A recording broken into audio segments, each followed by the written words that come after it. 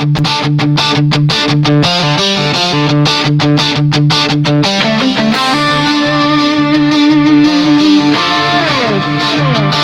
is for the ones who were raised on gasoline dreams, for the lug nuts holding tight to the wild red line scenes, for the families, the drivers, the wrench turning crews, for the chrome, the smoke, and the ones who refuse to lose. Where horsepower meets heart, yeah, that's who we are. We're a culture, we're a brotherhood, we are rolling motor fire. Build not borrowed, that's the creed written deep in our veins. We turn busted cars into legends and rust into fame. From late night garage grind to race day stadium roars, every scar on our knuckles unlocked 1,000 doors. We don't back down, we don't break, we don't fold. Every ride we build tells a story worth gold. This is for the ones who were raised on gasoline trains, for the lug nuts holding tight to the wild red line scenes, for the families, the drivers, the wrench turning crews, for the chrome, the smoke, and the ones who refuse to lose. Where horsepower meets heart, yeah, that's who we are. We're a culture, we're a brotherhood, we are rolling motor fire.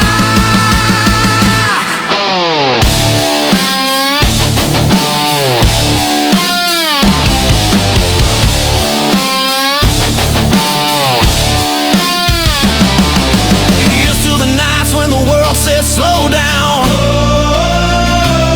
but the engine said no and we stood our ground. To the ones who grew up rich and when the rest took the easy way, we found our path in the piston noise and we'll ride it every day. Pedal to the metal, this is where we belong. Cars, trucks, monster trucks, loud and strong. Passion, pride, lug nuts, side by side. If you love what you drive, then ride, ride, ride. This is for the legends that started in dusty garages, for the kids who chase dreams through the scars and collages, for the racers who gave everything without fail, and the fans who stand proud when the engines wail. Where horsepower meets heart, yeah, this ain't a phase. It's our passion, our culture, and we'll live it to the grave.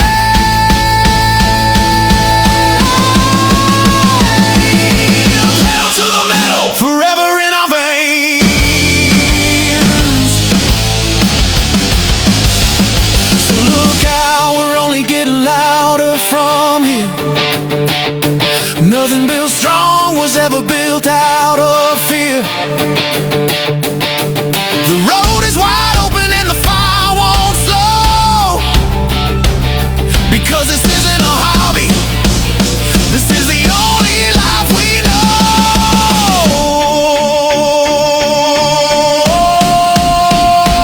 Pedal down, heads high, we're not done. Pedal down, heads high, pedal down.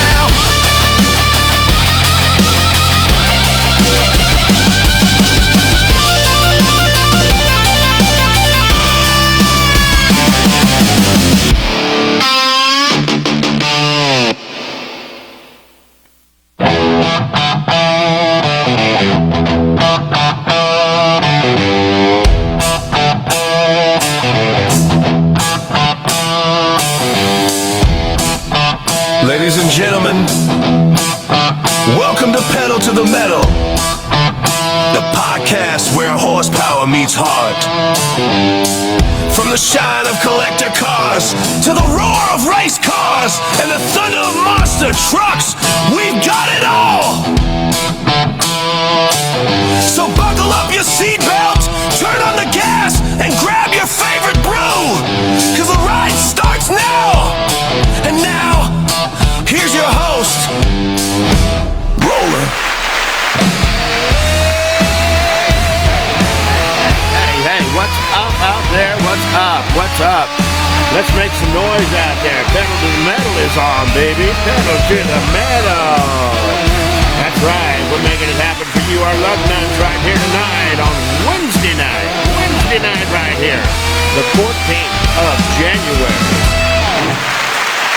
Whoa. What up, Taylor? What up, Taylor? What's up? What's up? How y'all doing? How y'all doing out there? Thank you very much. Thank you very much. Now, I'll tell you what I'm gonna do tonight. Okay. All right. Well, hold on now. Hold on. Let's just. No, really. I appreciate the applause. I really do. Thank you very much. But let's just go ahead and go down with it just a little bit. Just go down with it a little bit. There. Let's keep it down here. That's right.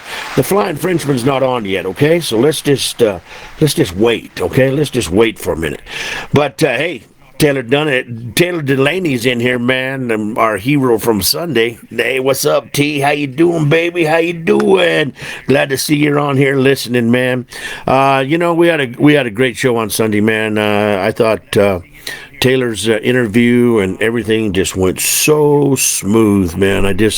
I was really, really happy with the way everything went, man. It really was. So, good job, Taylor. I will have you back on, man, and we will have some more fun, and we'll find out how the tour's doing a little bit later on in the season, man, and then go from there. So, anyway, tonight, guys, we got Rob, the Flying Frenchman, on, and he's going to be here, and he's going to be talking about his monster truck career with the Twisted Dragon and Dragonfly, and they toured a lot, man. He was all over the country at one time there for now, and now he kind of just sits back and watches Kelly. She does some barrel racing and stuff, and it's just really kind of a chill deal for him now, man. So, but he's thinking about maybe getting into the sport again, but you know what? We're going to let him talk about that, and we'll go from there. So, yeah, we do, and it felt like 30 minutes. You're exactly right, man. I told you that it goes fast. I really did. I told you that it goes really, really fast, and it does. So, coming up on the show this week, guys, or this month, of course, we have Rob the Flying Frenchman on tonight. And then on the 18th, we have Ed Beckley from Checkered Flag Productions. On the 21st, we had Scott Chisholm. We got B.J. Johnson, the Gas Monkey Garage Film Monster Jam boy himself right there in the house. And also the California Kid when he was running with Bill Payne and stuff like that. Hello, Carter. How are you, baby girl? How are you? And then Tim Dudley's going to be on, our Elvis impersonator, on the 28th, and that's going to be a good show too. So we look forward to having all kinds of good things happening here for you. But you know, before we get started, I always got to plug my brother from another mother, Texas Rich, man. He's just a great dude, man, and we help each other out, and we make sure that we take care of each other, man. Is basically what we do. And I need to find this information here, or I'm not going to be taking very good care of it. Here it is. Okay. All right, guys. If you're looking to take your car to the next bam, you know, make it wow, pop. This is the thing that you guys need to get. This is an investment. It's something that it's going to last you a lifetime. As long as you have that car, it's going to last you this lifetime. I first met Texas Rich when I was in his magazine, C10 America magazine, and it's a digital magazine. He puts it out every couple months, and he had my truck in there on issue number 5, and anyway, he makes these metal show boards, and he'll sell them to you. And he gave us this one here. I didn't give it. We bought it. And this is of my truck, Bob. And this show board right here took my display to the next level. You know, before I put this up, people would just walk by. They'd glance at the truck and stuff. And people that knew what it was, they'd stop and look. But this show board right here, our metal print, this is a metal print. The show boards are bigger.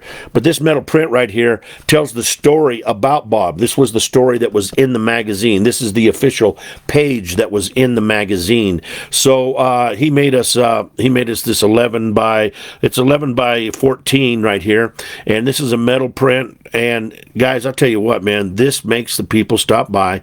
They read about the truck, and then they take a walk and look around the truck, you know. Now, these metal prints, they come in 11 by 14, 16 by 20, and then a 20 by 30. You can't get this exact metal print right here, because this is only if you're in the magazine, but he can make you a metal print of your vehicle and have your story on there.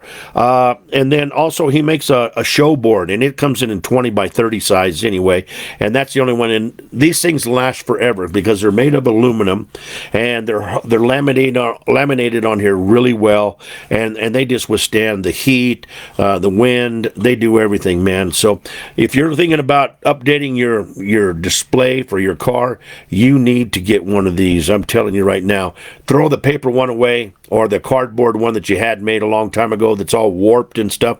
Throw it out the door, okay? That's what you got to do. Just throw it out the door. If you got a plexiglass one, sooner or later that's gonna melt or bend because of the sun, okay? So throw that away and get yourself one of these metal prints, man. I highly suggest it. These things are beautiful, and man, I just think it took my display right to the next level. Now, like I always tell everybody, make sure you have a piece of paper and a pencil, because we're going to be giving you information throughout the night to order stuff and different things like that. And I'm going to tell you one right now, in fact. If you want to get one of these metal show boards or these metal prints, you need to go to Texas Rich at C10AmericaMagazine.com. That's Texas Rich at C10AmericaMagazine.com. And he will hook you up. He'll tell you the pricing. He'll tell you how long it's going to be. He'll bill you. You can pay him direct, and you have it in usually about 2 weeks you'll have it. So it's just a great thing, man. And I mean it really is. It's just a great deal, and I think you guys should really think about investing in one of these things for your vehicle. So we get that out of the way here, and then also, guys, we're going to be coming up with a sticker pack. You're going to be able to get stickers from us here on the show. Rich has a sticker pack, and I told him today I'm going to copy his idea. This lug nut sticker is not going to be in that sticker pack, though, guys. And the only way you're going to get this lug nut sticker, and to me an official lug nut, is if you do an interview with Derek and I when we do our show in the summertime called Rolling with Roller and Derek. This is only for that show, and you won't be able to get that. But you can get one of these small pedal to the metal stickers. You can get one of these very first design pedal to the metal stickers while they're available, because they will be getting once they're done, they're done. We're not going to be updating them or anything like that. And then we have the official big pedal to the metal sticker that you'll get. And then we also have stickers for Rolling with Roller and Derek. This one here is a V8 motor, and then this one here is a hot rod. So you're getting 1, 2, 3, 4, 5 5 stickers, and I'm going to go ahead and put the sticker pack at $7. If you're looking for stickers, man, these are great stickers right here. All you got to do is go to jeffrichards327 at gmail.com, and you can put them on the side of your vehicle. You can put them on your toolbox. You can put them wherever you want to put them. I don't care. If you're young and you're going to buy these, make sure you're okay with your mom and dad before you place those on any of their items that they don't want stickers on, okay? Now, Taylor, don't be going around sticking stuff all over the place, okay? I'm just telling you, if you order one, hello there, my brother Lee Plato. Lee, before I get off track, Lee, I need you to text me your address and stuff like that, because I got to send you that crew shirt, man. It's just sitting right here, and it should have already been at your shop, so you got to send me that. I keep forgetting it. So, yeah, Taylor, you can put them on the motorhome, man, and but you guys just, if you want to order them, it's jeffrichards327 at gmail.com. I'll tell you how to pay for them and everything like that, but they're great stickers, man, and there's 5 of them in there, so we'll make sure you guys get them. And that one sticker is only while supplies last, okay? As soon as it was the first original draft of pedal to the metal, and we didn't go with that logo. Rich made us a better logo, and we use that now. So Taylor's flying out in 4 hours to Massachusetts. Well, safe flight, my brother. It's going to be one of those late night flights, isn't it? Yes, sir, guaranteed. Now, the motorhome. We are selling sponsorships on the motorhome, and you're going to be able to put your business logo on the side of the motorhome. We're going to be traveling up and down the roads of Colorado, maybe down into Texas, different things things like that. And we are going to be offering sponsorships on the doors. You'll be able to put your logo on the side of that, and as we're running up and down the highway there, people will be able to look at that and go to your website and check it out. And and that just depends on what kind of people we have on there on the sponsorship. So the goal, the basic package is $1,000 a year. So that's less than $100 a month, guys.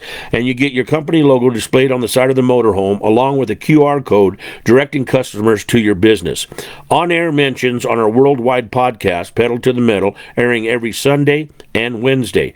Distribution by handouts and promotional materials provided. You provide them at the car shows and stuff. So if you got hats or you got koozies or you got something like that, and you want us to hand that stuff out when we go to these car shows, we'll be more than happy. And it doesn't matter what car show it is. If we have some of your handouts, we'll make sure that they get handed out. And then you get one guest spot twice a year on our worldwide podcast, giving you the opportunity to talk live about your business with our audiences. So that's the $1,000 package. Okay. Now, we have a gold package. It's $2,400 a year. That's $200 a month. You get a prime spot location on the motorhome with a QR placement on your logo. So that's going to be wherever the prime spots are located up on the upper part of the motorhome. And then you get a commercial spot will be created about your business and aired twice a week on each of our shows every Sunday and Wednesday. Quarterly guest spots, one guest spot appearance per quarter on our shows, talk live about your business and engage with our audience. We have event handouts. Any promotional materials and handouts you provide will be distributed at all car shows and events we attend. So once again, if you have a hat or you have koozies or something like that, and it doesn't matter what show we go to, car show we go to, we will hand those out for you until they're done. And then we'll call you and say, hey, we're done with your handouts. If you want to give us more, we'll take them. Okay. Let's see here. Then you'll be a monthly sponsor. You'll be a monthly sponsor once a month on our show. So that will be on Wednesday, and then or Sunday, one of those two, okay? And then we'll do that once a month for your business. And then you have guest appearances at car shows. So what we'll do is we'll invite you to come with us when we go to the car show, and you'll be able to do handouts of your business, talk to people about your business right at that car show. So we look forward to doing that for you too. So if you're interested in the motorhome advertising, guys, just go ahead and email me at jeffrichards327@gmail.com, and we'll make sure that we get you the correct information on sponsorship packages. Like I said, January is full with interviewees on the February 4th, we got Ron Duncombe on the show, and he had the Maverick Monster truck and many more different trucks like that. And then on March 28th, we have, or March 29th, I'm sorry, we have J.R. Adams from Bigfoot, and he's going to be on there. So, we're going to go ahead and get these things filled up. I just quit working on them.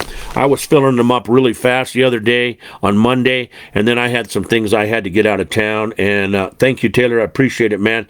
I had to get out of town or to get some stuff done in town and stuff, so I quit working on getting people booked for the show. But we are talking to Joey Sylvester, and he had the Bad Habit Monster truck and stuff. So we'll be talking to some good. There's going to be some good quality shows for you guys. So I want to go ahead, and I am really proud of this young lady. I am really, really proud of her. I have known this young lady since she was a little girl. I worked with her dad in the auction business, and we hung out together, and when she'd come over and to the auctions and stuff, and I just got a chance to watch her and her brother grow up as kids. And this young lady's name is Carter Chiffont, and Carter lost her brother to just a terrible accident, terrible accident. It wasn't an accident, it was a shooting, and he was killed. And he was such a great kid. He had the world in front of him, you know. And Carter made a song on Suno, and I am so proud of her for making this song that really doesn't understand how proud I am. So I want to go ahead and play Carter's song right now for you guys and let you listen to this young lady because number one, this is her first song that she's done on the Suno program, and she is really, hello, Christian, how are you, my friend? She is doing such a good job. I hope she continues making some songs, and if I can mentor her in doing this, I would be more than happy. So this one is called Why Do the Good Ones Go First, and this is by Carter Chalfant.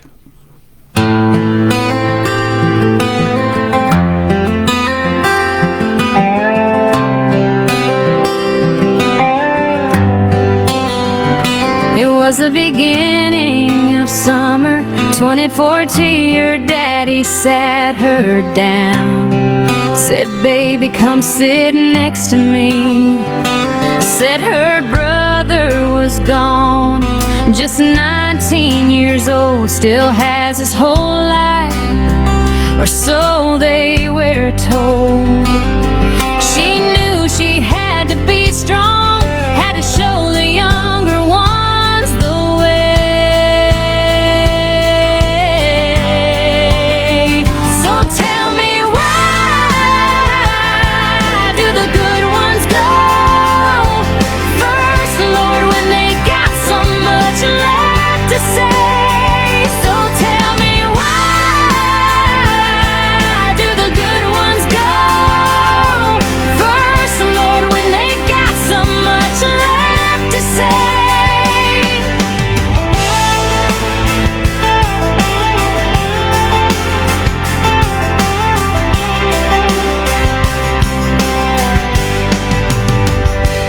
Tell me why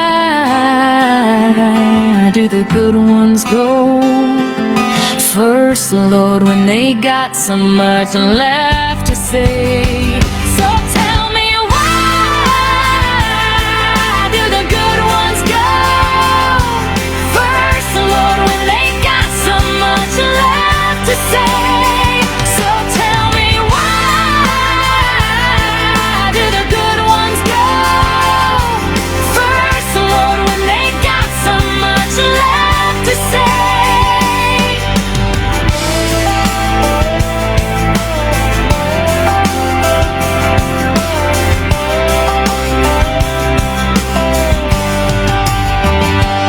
Said her brother was gone, just 19 years old, still has his whole life, or so they were told.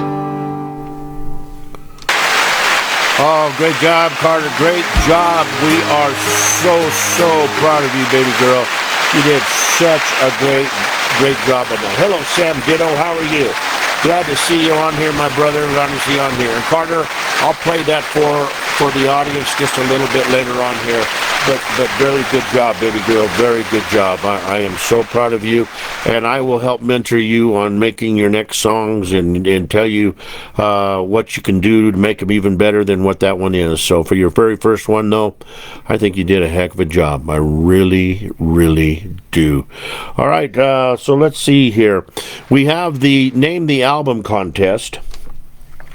And we're going to be playing that album here pretty quick. And what we're going to do is you name the album, and we'll go ahead, and if we pick your name, you will get any music that I make for free for life. There will be no shipping charges. There will be no music costs or anything. It'll be yours for free. And we have several people in the running for the name. So we'll be doing the winner. We'll be picking the winner on the last show of the month, which will be the 28th, and that'll be the Tim Dudley show. He's our Elvis impersonator. So we will be picking that winner, and then we'll send them copies of the already albums that we have, and then we will go ahead and send them the new one when they get when we put the name on it and different things like that. So made a couple of songs this week here, and Haven't got these on anything yet, and in fact, let's see here. I got really only got. I haven't finalized this other one, so I can't play it yet. So I'll just do one here. This one here is called Daddy's Old Stetson. It's about a young man that was with his dad the day he bought his Stetson hat, and his dad wore it for his lifetime. And when his dad passed, that was one of the things that he acquired. And I'll just let the song tell the story after that. So, ladies and gentlemen, you're listening to Pedal to the Metal, and we're going to play Daddy's Old Stetson.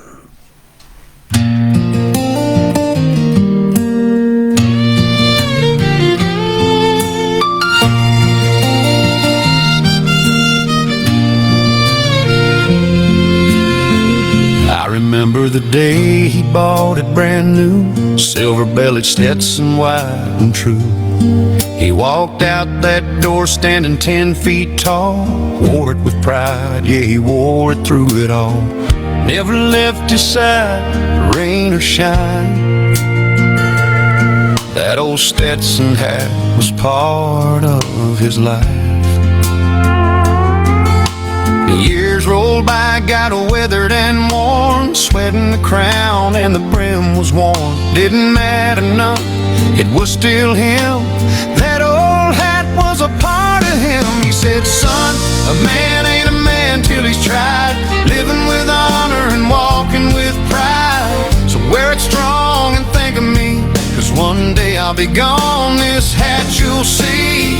He laid it in my hands, looked straight at me, said the silver belly's yours, wear it proudly. Still got it hanging right by the door. Every time I wear it, I miss him more. Smells like working long, hard days, dust on the brim from back roadways. He's gone now, but he ain't far. Every crease tells me who we are. More than felt and more than thread, more than words he ever said. Every lesson I still believe, every promise he left with me. He said, son, a man ain't a man till he's tried, living with honor and walking with pride. So wear it strong and think of me, 'cause one day I'll be gone, this hat you'll see, yeah. I wear it when I need him near me, when the road gets long and the night ain't easy.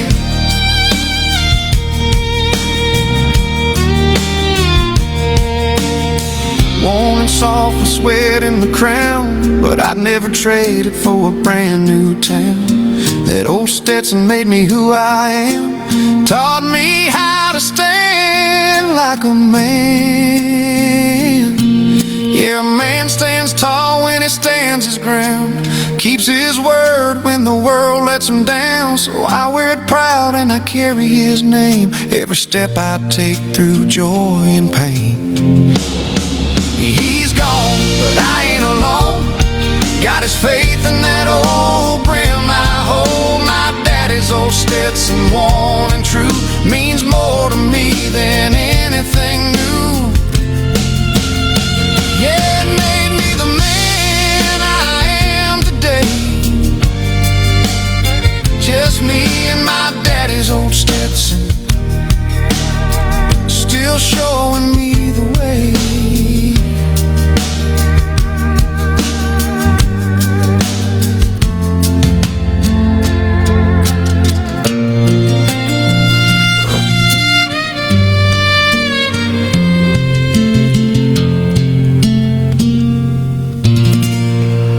There you go, guys, right there, Daddy's Old Stetson. Anyway, we are going to, like I said, we are going to have a new portion of the program. And a buddy of mine that's on here right now, Boggin Racer, he kind of hinted around that I should do this. We've been playing my music forever on the show. And he thought that maybe I should open it up to more AI artists and maybe indie artists and stuff like that, and let them play their music, give them a platform to talk about their show and stuff like that. So, are their music. So, we're going to go ahead and do that, and that's going to be the first part of the 6 o'clock hour. So, we're going to be playing other artists, and we're going to be listening to their music and hearing their story about how they created their songs and what they do and stuff like that. And this is all stems from my music show at Castle Rock Radio. So we're going to open that up, and I think that's going to be when we finally get the word out there. I think it's going to be an amazing program. I really do. You're going to be able to hear some really good artists that create songs out there on AI, or that are real musicians and play their indie music artists. And we're gonna have a good time. I've already got some people that will be on the show, and so I think it's going to be something that'll be more interesting. So really well, we can do. We can do music and motors or something like that. I think I probably should name the first part of the show something different than Pedal to the Metal. But, I don't know. I'm working really close with Boggin Racer. He really knows what he's doing on this kind of stuff, and we're going to discuss stuff like that. And before we really make the announcement, I've already been posting it out there.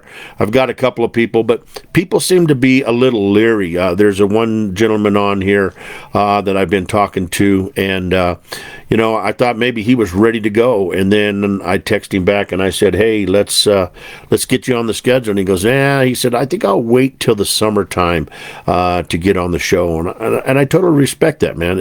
I don't want to push anybody into anything. I want it to be their decision, and I want them to, when they're ready to play it, I want them to be ready to play and be on the show. So that's what we're going to do. So the name of the album has not been done yet, so we're going to do this. We're going to play this album here in a minute, and you guys submit some names, and all you got to do is either submit one on here tonight, or jeffrichards327@gmail.com. You can email me and tell me what you decide you want to make the name, and then we can go from there. The genre of this, the genre on this is country, so it's going to be a country song. I suggest that maybe you listen to a few of the songs on here before you go out and just say a name, and then that way we know that. Then that way you kind of know what's in the album and different things like that. So I'm going to go ahead and play the first song tonight. This first song is called "Two-Steppin' on a Honky Tonk Saturday Night." This is Roller, and we're on Pedal to the Metal. We'll be back here in just a minute.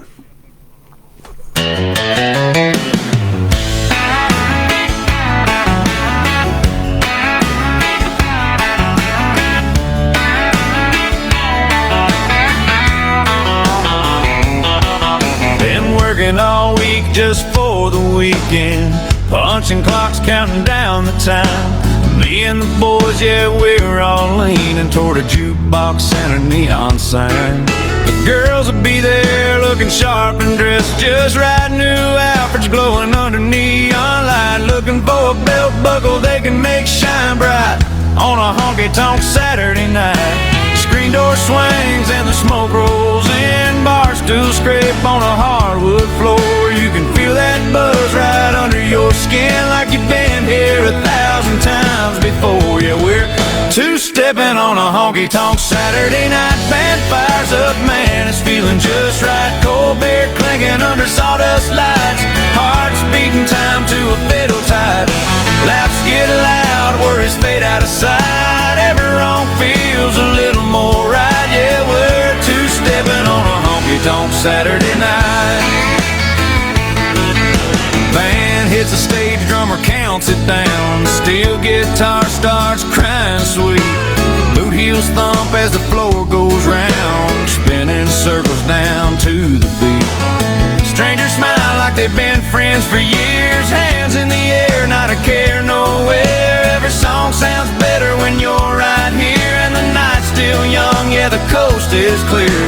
Bartender grins, pours another round. Someone laughs at an old inside joke. That little red dress is spinning me round. Under them lights and a little bit of smoke, yeah, we're two-stepping on a honky honky-tonk Saturday night. Neon humming like it's holding us tight. Long week gone by, the second chorus hits.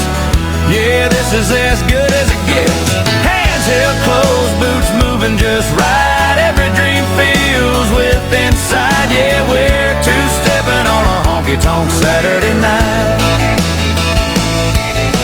Ain't nobody checking clocks anymore. Ain't nobody thinking about Monday blues. If there's heaven hid behind a screen door, it probably sounds just like this tune.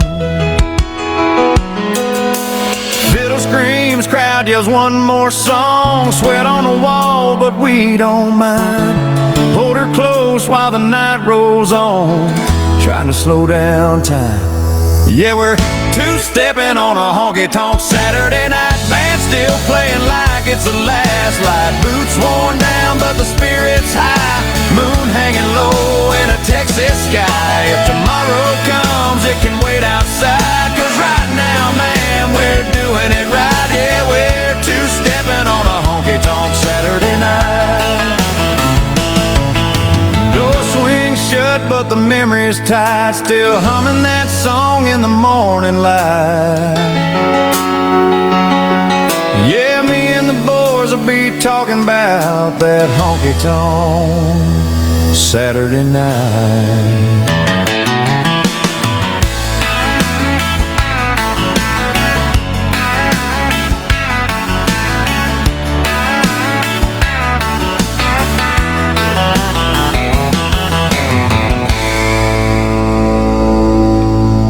All right, there you go. Two-stepping on a honky-tonk Saturday night. My partner in crime when I do the monster truck shows is in here, Mr. James Kroger. What's up? My brother in from another mother right there in the house tonight. What are you doing, brother? Good to see you on here. Anyway, guys, let's see here. Let me go back to see here. Boggin Racer said, who wants to make the world a better place? You can help make it by just sharing this podcast. Thank you, brother. That's heartfelt right there, my bro. That's heartfelt right there. Hell yeah, I love it. I love it. I love it right here. You know what, Boggin Racer, I'm just jittery fast guy. Surely I can outrun them. I don't know. Him and Taylor got something going on here, so I'm kind of like in the middle of the conversation, so I think I better shut up anyway here. So anyway, guys, our next one up here is another good song right here, and this here is called Jack Daniel's Saturday Night. This is about a gentleman that starts on Monday and every day of the week is just another problem, and he ends up on Sunday or Saturday having a Jack Daniel's Saturday Night. We'll be right back here on Pedal to the Metal.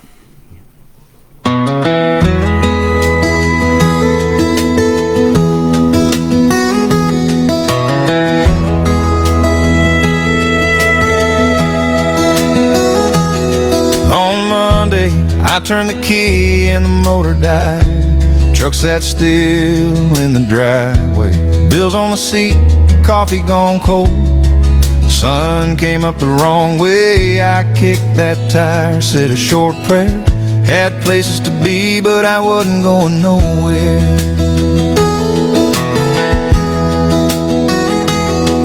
On Tuesday, I showed up just like I always had.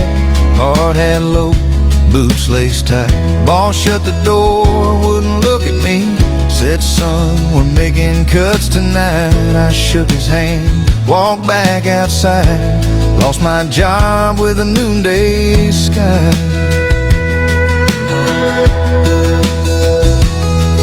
On Wednesday, the mechanic named the cause, wrote it down and slid it my way. Said that engine's done, it won't run again. More money than I could ever save. I folded that paper, put it in my pocket. Knew right then I couldn't stop it.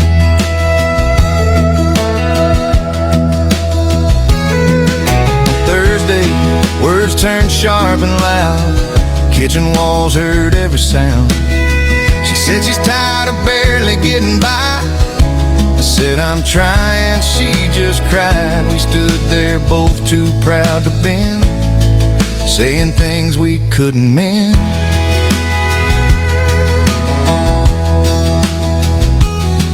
On Friday, I woke up to an empty table in her handwriting, said she couldn't live like this with me. Don't call, don't follow, don't try to stay.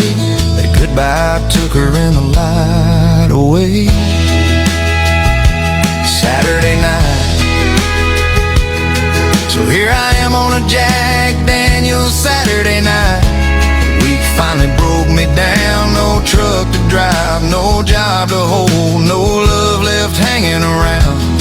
I didn't plan on ending up here, didn't see it fall apart this fast. But when a man runs out of answers, he drinks to the week that passed. And Saturday night,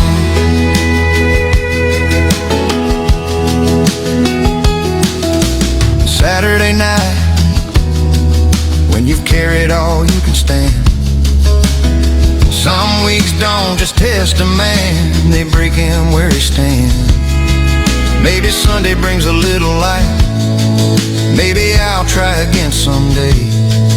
But tonight I'm learning how it feels when hope meets whiskey halfway. One last drink, then I'll head outside. Cold air cuts like a straight up truth. Long hard week carved in my bones, ending right here in this barroom booth.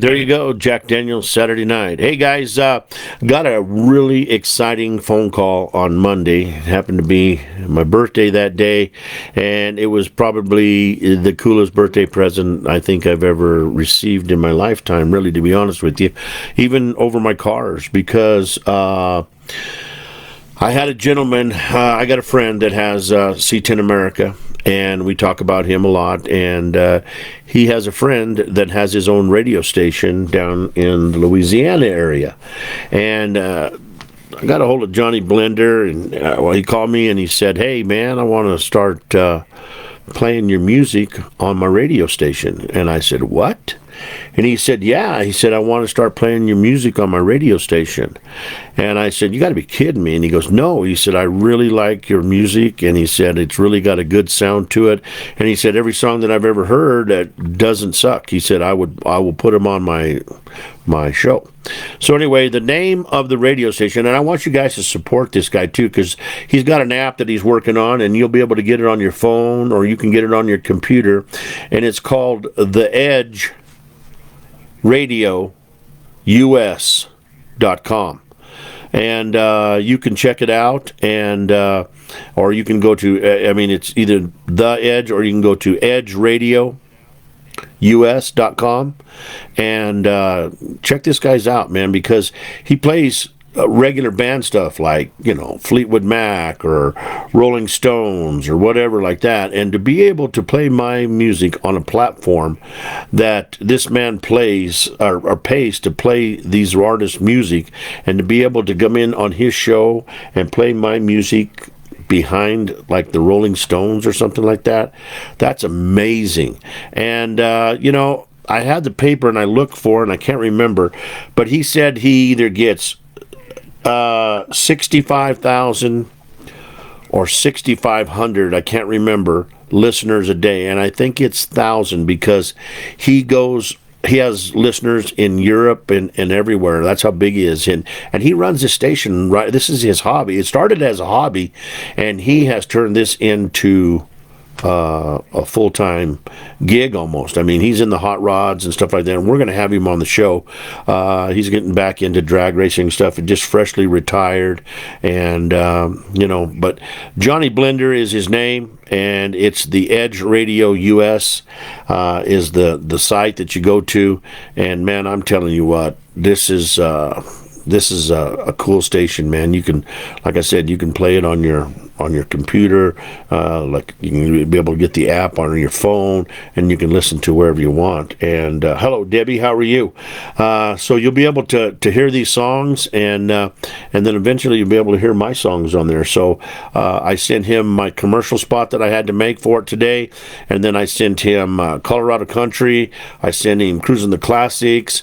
I sent him Black Tie Soul, and I sent him this one, and I told him that we were in the middle of a contest and we don't have a name for the album yet, but as soon as we pick that name, I will get it to him. But that doesn't mean he can't go out and go in here and pick and choose what songs he likes and stuff like that, and start playing them on his radio station. So really excited about that, really happy about that, and really impressed that somebody has taken the time to listen to my music and said, hey man, I like it, I'm going to put it on my radio station. So there you go. That's one of the big news right here. So this next song up here, ladies and gentlemen, is called Cowboys Don't Say Goodbye. It's about a guy that lived on a ranch his whole life, and his family, raised his family there, got hurt on the job, and his family's telling him his last goodbyes, and his son comes into the room and it's like, Daddy, what do we need to do here? I don't know, what am I going to do without you? And his dad tells him, son, you've been following behind me your whole life. You know exactly what to do. So here it is right now, ladies and gentlemen, on Pedal to the Metal. Cowboys Don't Say Goodbye.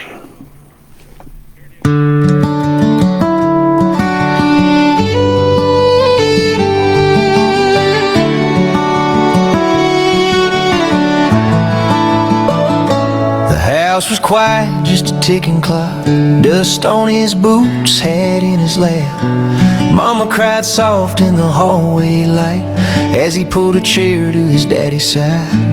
Fence wire cuts on a working man's hands, paid his dues on this dry old land. Got hurt doing what he'd always done, riding for the brand till the day was done. Boy said, Daddy, what'll happen to me? Voice shook hard, couldn't barely speak. That old man smiled, though the pain ran deep. Said, son, come closer, listen to me.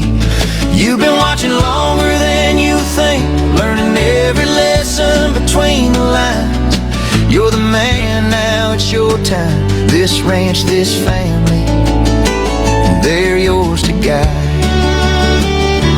He said, cowboys don't say goodbye, we just ride on a little ahead. I'll be in the fence post, the open sky, in the prayers your mama said. When your heart feels broken, the road gets long, and you're wondering how you'll get through, just remember, son, when I'm gone,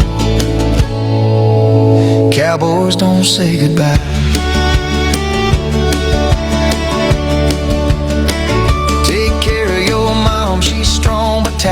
Teach your little brother wrong from right.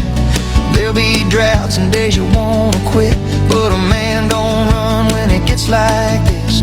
Keep your word, keep your hands clean, stand your ground, but stay kind. Everything I am, I pass to you. You were ready long before tonight. He said, cowboys don't say goodbye, we just live on in the work we've done.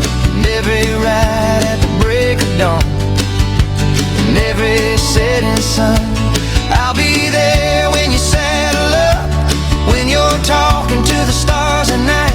No, I ain't leaving, son, just trust. Cowboys don't say goodbye. The room went still as the morning came. Sunlight crossed that weathered face, a final squeeze of a calloused hand, a quiet nod, that was the plan. No long speech, no last command, just pride and a boy-turned man. Cowboys don't say goodbye, we don't fade, we don't disappear. We live on in the land we loved and the ones we held dear. So wipe your eyes, stand up tall, do what I taught you to do. I'm riding with you through it all. Cowboys don't say goodbye. He stepped outside, felt the west wind blow, looked at the ranch spread far and wide, tipped his hat to the rising sun, and whispered, I know, Dad, I know.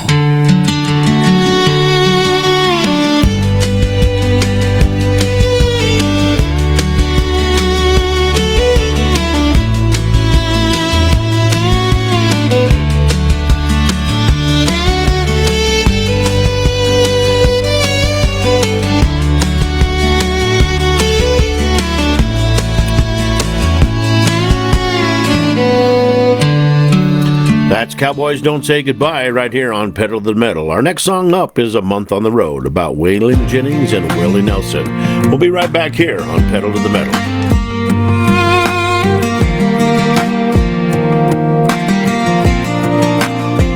Packed up the bus, tires hitting the line, sun rising early, whiskey on my mind.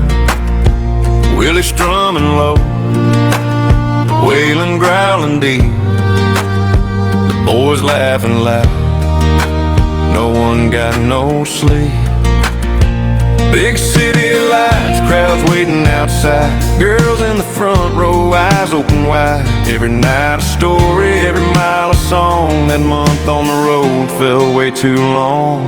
Oh, a month on the road with Willie and Waylon, bright lights, loud nights, and the songs go on. Smoke in the air, cold drinks in our hands, singing with the boys all across this land. Every city, every crowd felt alive. The longest month of my damn life. Yeah, the music never stopped, the fun never died. Just me, Willie, Waylon, and the boys on the ride.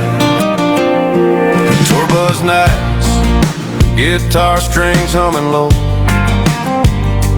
laughing, joking, watching the neon glow. Every bar we hit, every stage we played, hearts beating fast, memories made. Girls in the crowd, boys in the back, smoking laughter along every track. The highway stretched, we didn't care, but Willie, Waylon, and the boys everywhere. Oh, a month on the road with Willie and Waylon, bright lights, loud nights, and the songs go on. Smoke in the air, cold drinks in our hands, singing with the boys all across this land. Every city, every crowd felt alive. The longest month of my damn life. Yeah, the music never stopped, the fun never died. Just me, Willie, Waylon, and the boys on the ride. The lights fade slow, the bus hums low, stories and laughter everywhere we go. The whiskey warms, the guitars wail. That month on the road, we couldn't fail. Oh, a month on the road with Willie and Waylon, bright lights, loud nights, and the songs go on. Smoke in the air, cold drinks in our hands, singing with the boys all across this land. Every city, every crowd felt alive. The longest month of my damn life. Yeah, the music never stopped, the fun never died. Just me, Willie, Waylon, and the boys on the ride. And if I close my eyes, I can hear that sound. The guitars, the laughter, the wheels rolling down. That month lives on, etched in my mind, with Willie, Waylon, and the boys for all time.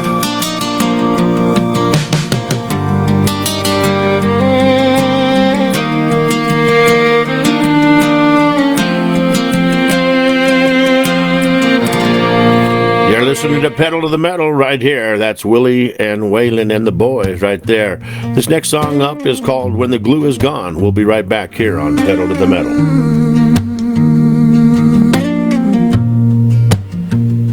Daddy was a keeper of the fire, held the storms back with his bare two hands. He was a roof on the house when the rain rolled in. The reason we all stayed a family then. Supper on the table, love in the walls. We never knew the cost of what he held for us all. But time moves on like a runaway train, and one day it whispers a different name. And when the glue is gone, why do the pieces fall? Why do the memories fade like writing on the wall? We were a family stitched together strong. Now everyone's drifting and the days feel wrong. Lord, I'm standing here trying to hold on. Why do families fall apart when the glue is gone? Her mama was Christmas in a single smile, warm lights glowing down the hallway mile, cookies in the oven, kids at her knees. She held that joy like a gentle breeze. But seasons change and the chair sits still, a quiet room where laughter used to spill. And we keep asking heaven for a sign. Why does love come loose over time? 'Cause when the glue is gone, why do the pieces fall? Why do the hearts that were once so close stop calling it all? We were a family stitched together strong. Now holidays echo like a half-forgotten song. I'm trying to hold the light they shined upon.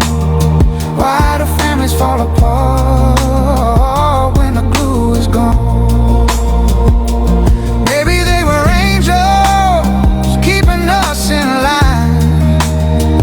Maybe it takes a special soul to make the world feel right. And now it's up to us to carry what they carried on, to be the glue for the ones who come along. But when the glue is gone, you feel the pieces fall. Still I'm praying for the strength to hold together after all.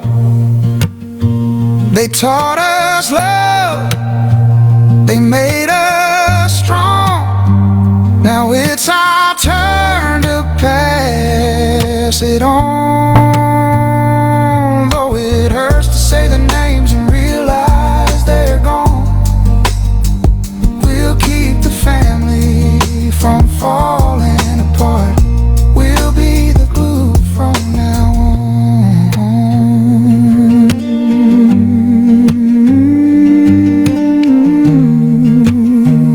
When the glue is gone. When the glue is gone, right here on Pedal to the Metal. Guys, I got a good friend in here. I don't know if it's Patty or Doug, but we got the Pearsons in the house, and they are listening to Pedal to the Metal. Welcome, buddies. How y'all doing, man? How y'all doing?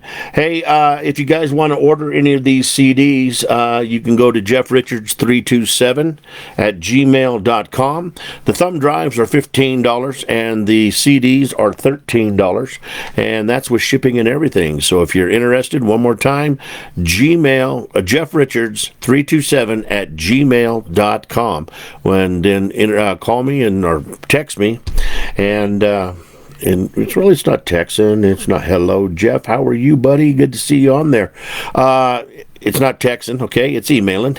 I'll get it right sooner or later. I'm trying to watch the screen over here with the music on it. I'm trying to watch the live feed right here, and then I'm trying to watch the phone to see who's on here with the phone. So I got a lot of things going on here, guys, so I get a little confused, okay? That's what it is. I'm confused. But anyway, you can order Colorado Country. You can order Cruisin' the Classics. You can order Black Tie Soul. And then when we get this new one named, excuse me, when we get this new one named, you guys will be able to order that one too. So once again, that's Jeff Richards 327 at gmail.com. We're getting ready to go live with the show here in just a minute, but we got time to play a couple of more songs. And this is one that I don't know why, but I just really like this song. Okay, and I don't have any idea. I mean, I have a few songs that I really, really like out of each album, and on this one here, this is one of them right here, and I'm going to play it again. I know I've played it a lot, but you know what? I'm sorry, you're going to have to listen to it, but I think y'all haven't complained yet, so this is called Who's Gonna Play Willie's Guitar? We'll be right back here on Pedal to the Metal.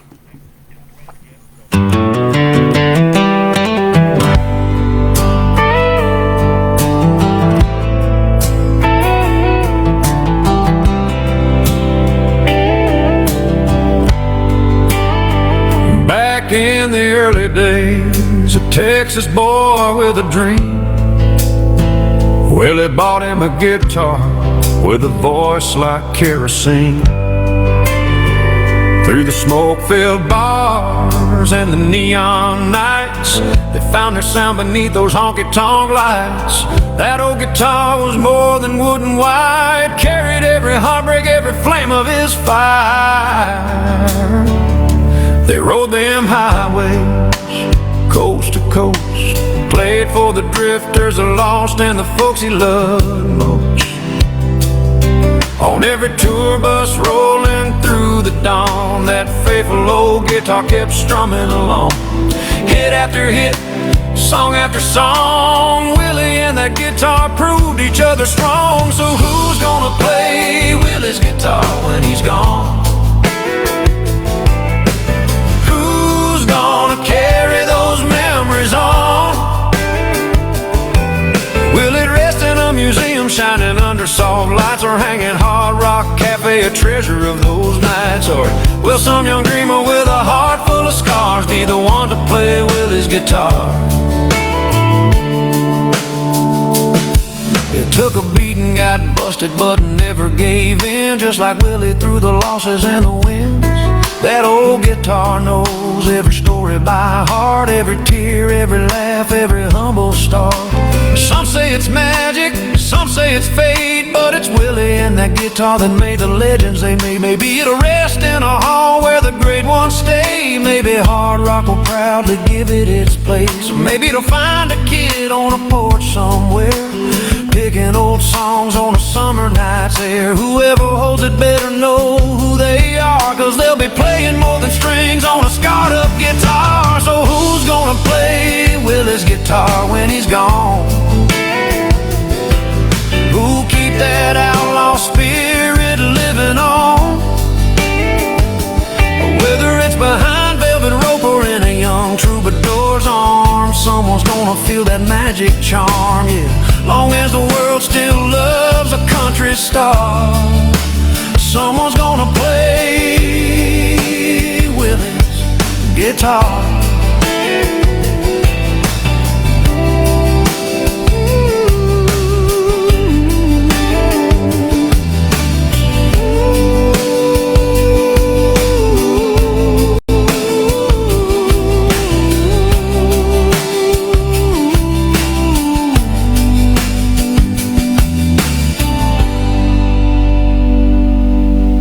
You know, I don't know why I ever wondered who was going to play Willie's guitar. No, I do. I was watching his 90th birthday celebration on the public system, public TV, and they were selling his CDs and all that. They had all these artists on there, man, and everybody was paying tribute to Willie Nelson and stuff, and it was so cool because there were so many different artists on there. I mean, you get to see Chris Christopherson before he passed away. He was on there. And it's just amazing the artists that were on there. That I mean, even Keith Richards was on there, guys. I mean, come on, when you have a rocker like Keith Richards from the Stones that's on a tribute to Willie Nelson, you know how much this man's loved, man. And I just was wondering, what was going to happen to that old guitar? And then I thought, aha, A song. A song. That's the way this twisted mind works. You know what I mean? The twisted mind. All right, guys, we got time for one more song here, and then we're going to have to go and get ready to get set up for the interview portion of the show. And like I said, we're going to open this up to people that are going to be able to create AI music, and we'll give them a platform. So we're going to go ahead and give them a platform to talk about their music, talk about how they created their music, and we're going to do that for the first portion of the show. So that'll be from 6 to 7 o'clock, and then we'll start the motorsports session of it on 7. So this song here is called Small Town Famous. We'll be right back here on Pedal to the Metal. Yeah, I'm small town famous. Small town famous. Yeah. Just a porch light and a beat up case. Mama saying, boy, don't run too fast. Playing for the mirror, playing for the wall, dreaming bigger than this gravel path. Radio hum and a six-pack crowd, stars on the hood of a hand-me-down, singing low so the world don't hear, but I swear I feel them listening now. Every mile I drove, every note I played was a step toward a bigger stage, yeah. I'm small town famous, Friday night loud, county fair lights and a shouting crowd. Might not be Nashville, might not be gold, but they know my name when the story's told. Hands in the air, singing every line, yeah, for a few good minutes, man, I'm doing just fine. Might not be rich, but I sure ain't nameless tonight in this town. I'm small town famous. Gas station coffee and midnight miles, posters taped on every diner door. Buddy selling shirts out the back of the truck, kids wanna hear that second encore. Granddad's hat in the front row seat, high school friends stomping their boots to the beat. Ain't no limo, just a long dirt drive, but this stage feels 10 feet high. Every doubt I had, every closed down bar led me right here to where we are. I'm small town famous, Friday night loud, county fair lights and a shouting crowd. Might not be Nashville, might not be gold, but they know my name when the story's told. Hands in the air, singing every line, and for a few good minutes, man, I'm doing just fine. Might not be rich, but I sure ain't nameless tonight in this town. I'm small town famous.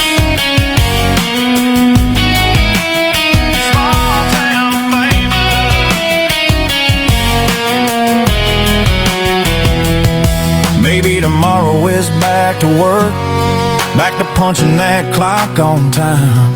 But right now, this mic, these lights, this song, man, this moment's mine. Yeah, I'm small town famous, hands in the sky, sing it with me, let the good times fly. Might not be legends, might not be stars, but we own this stage and this old guitar. Every heart beating to the same refrain, every dream feeling real again. Might not be rich, but I sure ain't nameless tonight in this town. I'm small town famous.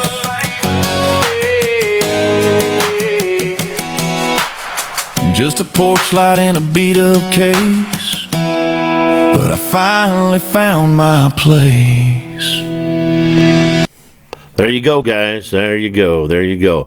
Hey, Boggin, I tell you what, man, you just gave me another new song idea.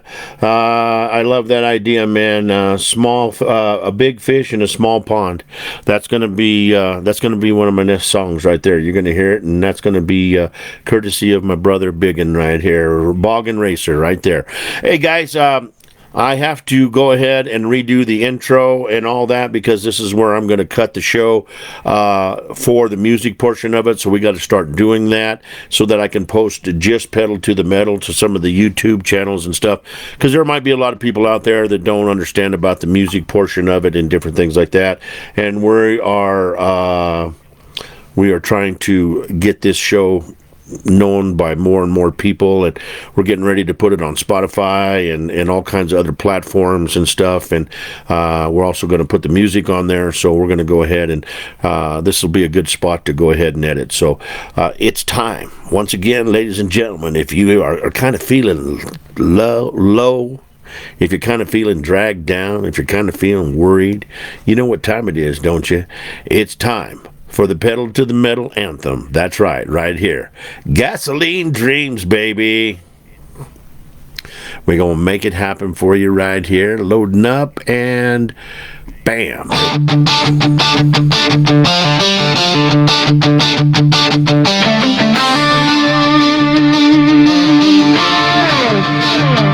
This is for the ones who were raised on gasoline dreams, for the lug nuts holding tight to the wild red line scenes, for the families, the drivers, the wrench turning crews, for the chrome, the smoke, and the ones who refuse to lose. Where horsepower meets heart, yeah, that's who we are.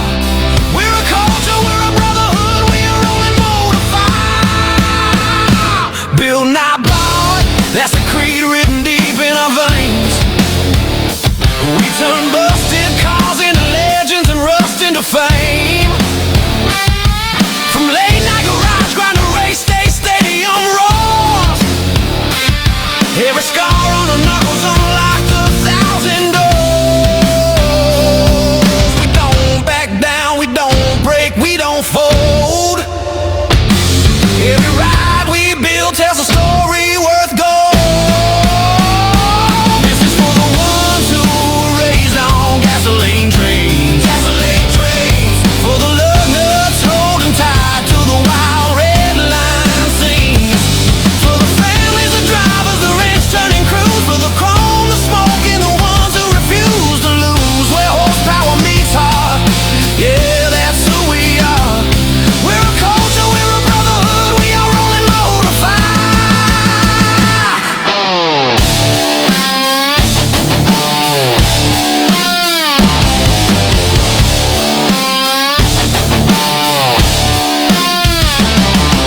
Here's to the nights when the world said slow down, but the engine said no and we stood our ground. To the ones who grew up rich and when the rest took the easy way, we found our path in the piston noise and we'll ride it every day. Pedal to the metal, this is where we belong. Cars, trucks, monster trucks, loud and strong. Passion, pride, lug nuts, side by side. If you love what you drive, then ride, ride, ride. This is for the legends that started in dusty garages, for the kids who chase dreams through the scars and collages, for the racers who gave everything without fail, and the fans who stand proud when the engines wail. Where horsepower meets heart, yeah, this ain't a phase. It's our passion, our culture, and we'll live it to the grave.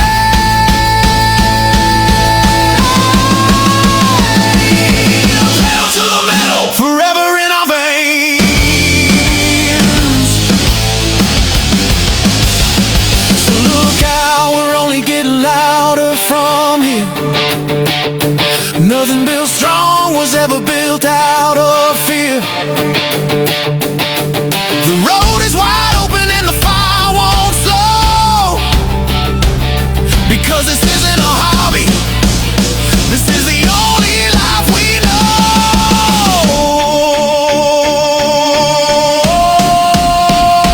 Pedal down, heads high.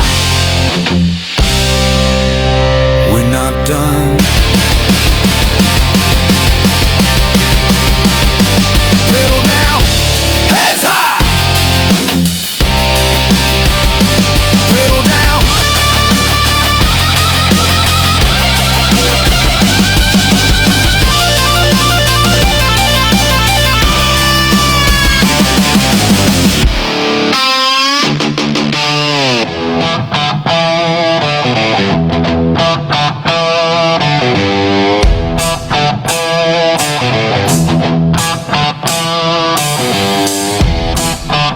Ladies and gentlemen, welcome to Pedal to the Metal, the podcast where horsepower meets heart. From the shine of collector cars to the roar of race cars and the thunder of monster trucks, we've got it all. So buckle up your seatbelt, turn on the gas, and grab your favorite brew, 'cause the ride starts now. And now, here's your host, Roller.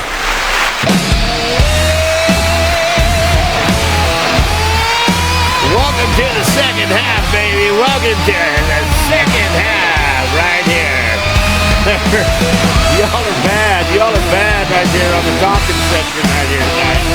Y'all are bad, man. I'll tell you what right there. That's right, man.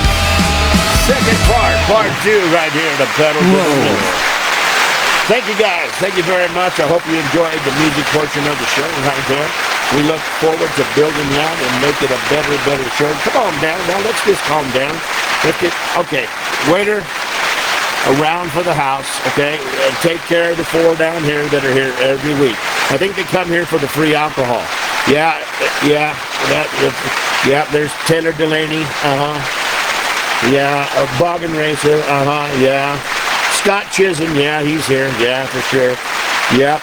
I don't know that new one. Who's that new guy? I don't know. All right, guys, come on. Let's calm down here. Let's calm down. Just get them around on roller, okay? Get them around. I said 1 round because that Chisholm guy, he'll start drinking green juice, and that's too much, okay? He'll start doing things that you don't want him to do. But anyway, guys, this is the second part of Pedal to the Metal. Tonight we got Rob the Flying Frenchman on right here for Twisted Dragon Monster Truck, also Dragonfly, also the Amazing Race. This man has done it all, man, and it's going to be a great time to talk to him. We'll call in here to him in just a minute here. But tomorrow, on the 18th, we got Ed Beckley from Checkered Flag Productions. On the 21st, we got Scott Chisholm, a.k.a. Green Juice, here in the house tonight. On the 21st. On the 25th, we got B.J. Johnson, the Gas Monkey Garage Car from Feld Motorsports right there. He'll be on. And then on the 28th, we are going to do 2 things. We're going to have Tim Dudley on here, who is our Elvis impersonator. And then we're going to be naming the winner for the contest to name that album, and that person will win albums for life, man. So that's going to be a good show right there, and we're going to listen to a little bit of thank you very much, man, and a hunka burning love, you know what I mean? But anyway, just kind of looking forward to doing that. But before we go any farther, I want to go ahead, and I'm going to be just a little behind, maybe not very much though, but my baby girl Carter Chiffon's on here tonight, guys. And for some of you folks that haven't tuned in till just now, Carter made a song about her brother. Her brother was tragically killed a few years back, and I just seen it out of the blue. She come up with this song, and I'm amazed for it being her first song. And I told her I asked her if I could play it, and she said, of course you can. And so I want you guys to listen to her song, and I want you to give her a big round of applause when we're done. Ladies and gentlemen, for her first song ever right here on AI, Pedal to the Metal, we're going to let you hear Carter Chiffon's song right here, and it is called Why Do the Good Ones Go First, right here on Pedal to the Metal.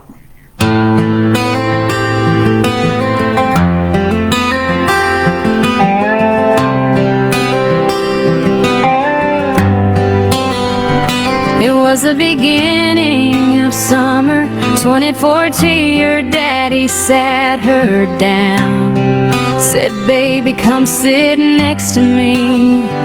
Said her brother was gone, just 19 years old, still has his whole life, or so they were told. She knew she had to be strong, had to show the younger ones the way.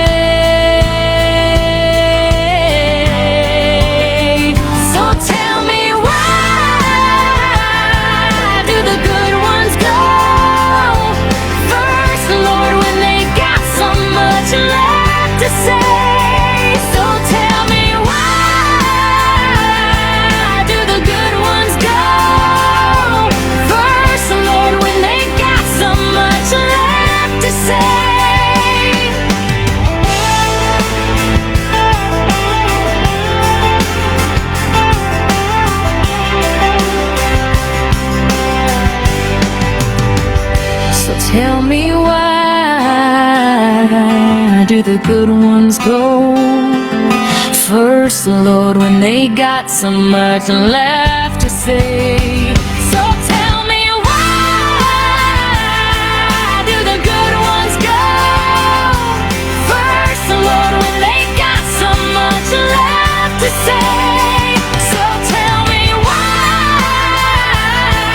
do the good ones go first, Lord, when they got so much left to say?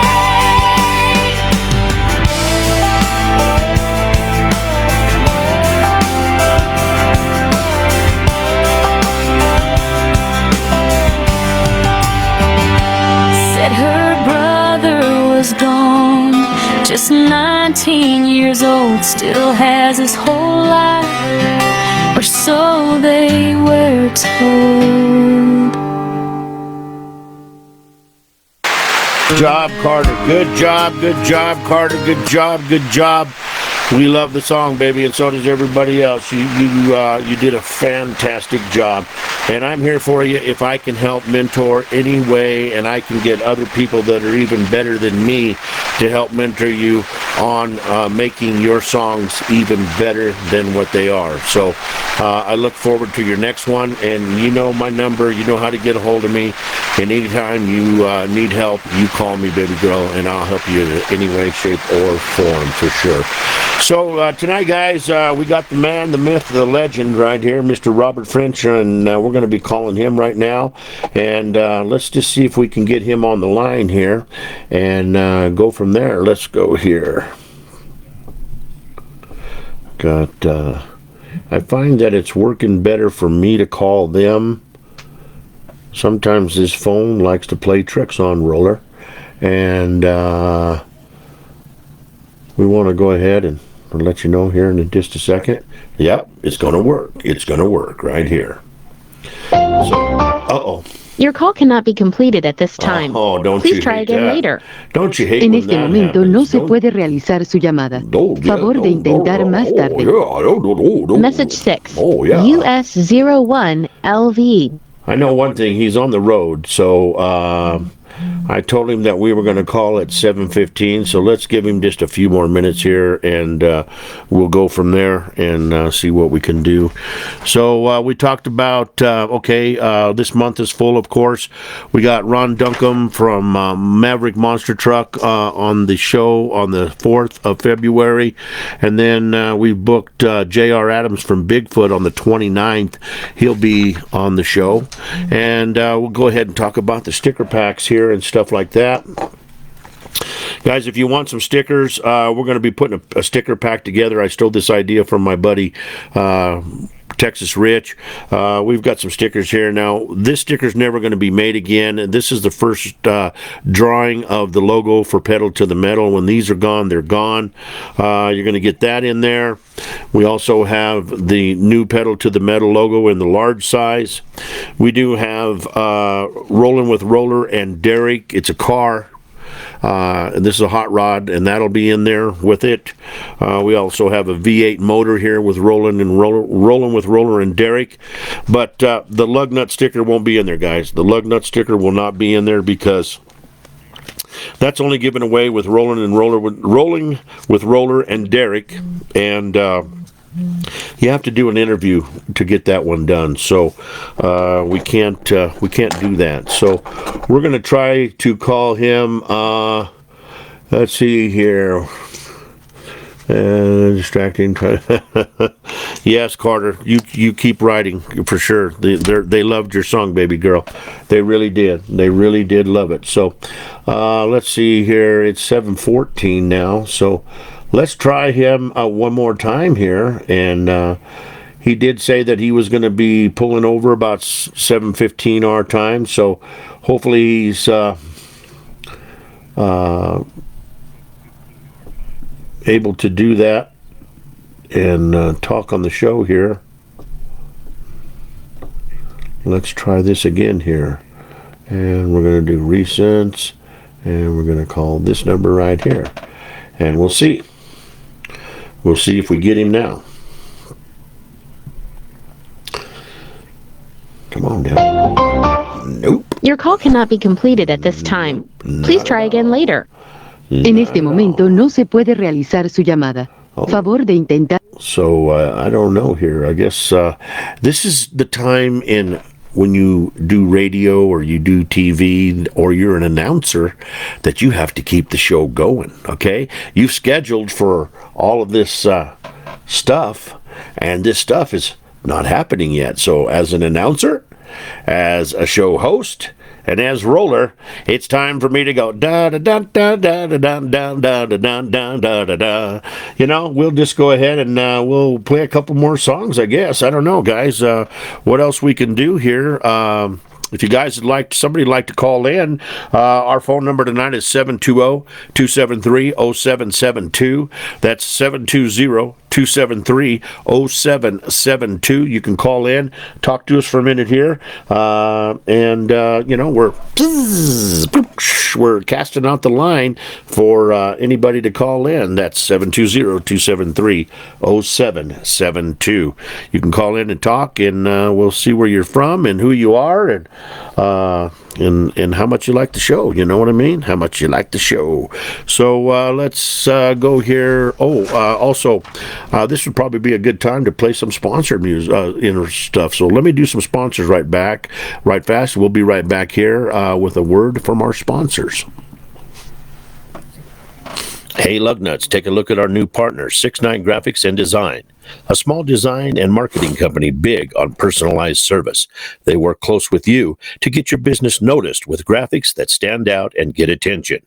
69 Design focuses on stickers, decals, and graphics for your hot rods, custom projects, or business marketing. 69 Design also includes logo design, brochures, signs, business cards, banners, custom apparel, vehicle graphics, and much more. Remember, that's 6 and the number 9 graphics and design, or go to 69design.com or find them on Instagram at 69design. Hey Lugnuts, need pick-me-up to start your day? Then it's time to go to Rise and Grind. At Rise and Grind Coffee in Parker, Colorado, you'll find everything from bold espressos to creamy lattes to refreshing chai teas and smoothies. Whether you love it regular or decaf, we've got the perfect cup waiting for you. Hungry? Grab a hot breakfast burrito and a fresh muffin to go with your drink. And don't forget to check in on our merchandise. Perfect gift for any coffee lover. Planning on an event? Rise and Grind brings coffee to you with our family-equipped portable coffee trailer. Perfect for weddings, meetings, celebrations of any kind. Stop by 475 Singing Hills Road in Parker or give us a call at 480-212-3787. That's 480-212-3787. Rise and Grind Coffee, fueling your day one cup at a time. All right, guys, we're back here, and I'd like to bring back a sponsor that is back with us right now, Arch Auto Glass. They have 24-hour-a-day, 7-day-a-week service. No, not 24-hour-a-day. They have 7-day-a-week service, and they have a mobile service. They'll come to where you are. They can replace glass on anything. This man is very meticulous in the jobs that he does, and he does a great job. So if you're looking for auto glass repair, make sure you give Arch Auto Glass a call. Their phone number is 720-296-8635, and if you mention Pedal to the Metal, you'll get 10% off on any windshield put in your car. The man's name is Art Archuleta, and he is such a great guy, man. That's Arch Auto Glass, 720-296-8635 right here. Let's see here. From someone that's got 30 years in the fire and EMS, I have helped families deal with some of the worst moments in their lives. That's right. You guaranteed you have. Music is your go-to, how you set up those emotions free. Keep it up. That's right. See, Carter, you got a lot of people on here that are backing you and telling you to keep pushing forward and keep making songs. You know, you're going to have to. The best thing I can do, suggest, Carter, is for you to carry yourself a piece of paper and a pencil, or a pad and a pencil, and people will, just like tonight, Boggin Racer come up with one, and Big Fish in a Small Pond. I mean, that's that's a song right there, to me anyway. And you'll start hearing them. As you start writing more and more, you'll start hearing people give you ideas on songs, and they won't even know they're giving you ideas. So always keep it true, though, Carter. Always keep it true to who you are. Don't try to go off the chart and do something crazy that's not you. Just write about, I write a lot about the stories in my life, and stuff like that. So whether they be good or they be bad, you can make songs about your family. You can make songs about your dogs. Yeah, whatever. I mean, there's a lot of things out there to write about, and with the right kind of help from the right kind of people, baby girl, you can make it happen. I'll guarantee you that right now. So you got a lot of people behind you. So thank you for doing what you do right here. So I don't know. Well, I guess we'll try Mr. French here one more time here, and then if not, we will do a little shuffle off the buffalo. A little shuffle off the buffalo right here. Let's see what we got here. And we can go from there. Hello? Hi, thanks for calling. This is Rob French, Wildfire Motorsports. If you'd like to leave me a message, do so at the tone. Have a great day. Well, at least we got his phone back on. At the tone, please record your message. When you've finished recording, you may hang up or press 1 for more options. Hey, Rob Frenchman, it's Roller. We are trying to call you. Give us a call at 720-273-0772. That's 720-273-0772. We're going to hang up and give you a chance to call, but try to give us a call as soon as possible, buddy. All right, right there. So, let's go ahead and do another song right here. We'll do something. Of course, I don't know. The last time I did something off of Black Tie Soul, I think there was a couple of cars made in the process here that I couldn't believe. I don't want to play that one. Nobody's interested in that. So, Small Town Famous here, Month on the Road. All right, I'm going to do this one here. This one here, ladies and gentlemen, is about a group of guys that started a club in high school. And they put on parties for people that asked them to put parties on, and they just became even a closer knit group, and that group was my people, my bros from Circle Promotions. Just a great group of people. Some of them are no longer with us, but they're up there watching over us. And then I still have some that are here, and I've sent the song to them, and we've distributed it out. And this is just kind of a song about our club called Circle Promotions. We'll be right back here.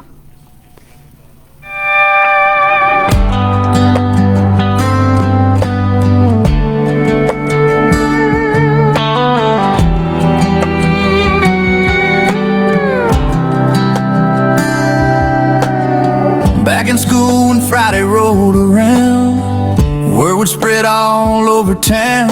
If you wanted a party loud and proud, you called our crew, we'd shut it down. Greg and Jeff on the turntables, spinning records, keeping it right.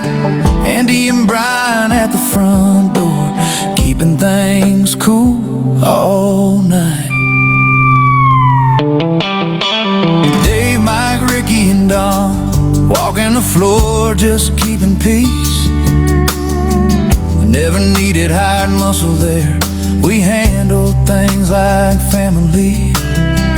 Girls got in for nothing at the gate, that's why the lines were long. People came from all around that Steel City town. We were Circle Promotions, brotherhood and friends. High school nights we'll never see again. Not just parties, it was who we were. Young and wild, but loyal for sure. Yeah, we were dreaming, running proud. Circle Promotions, everyone knew our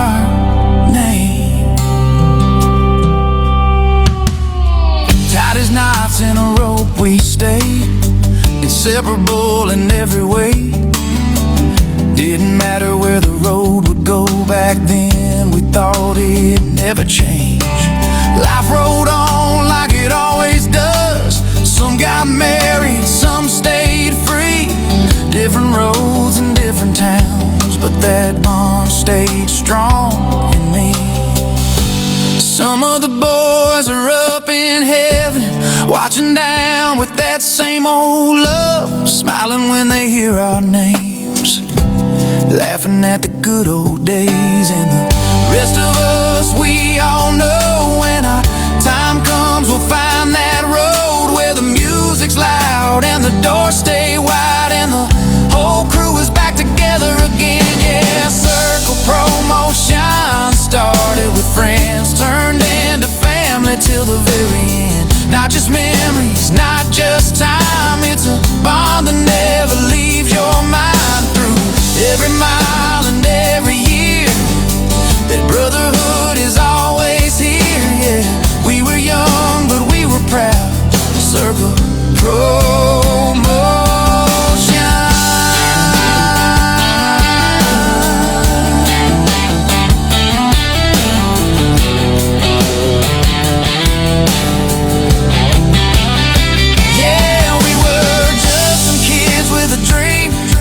But man, we were something to see.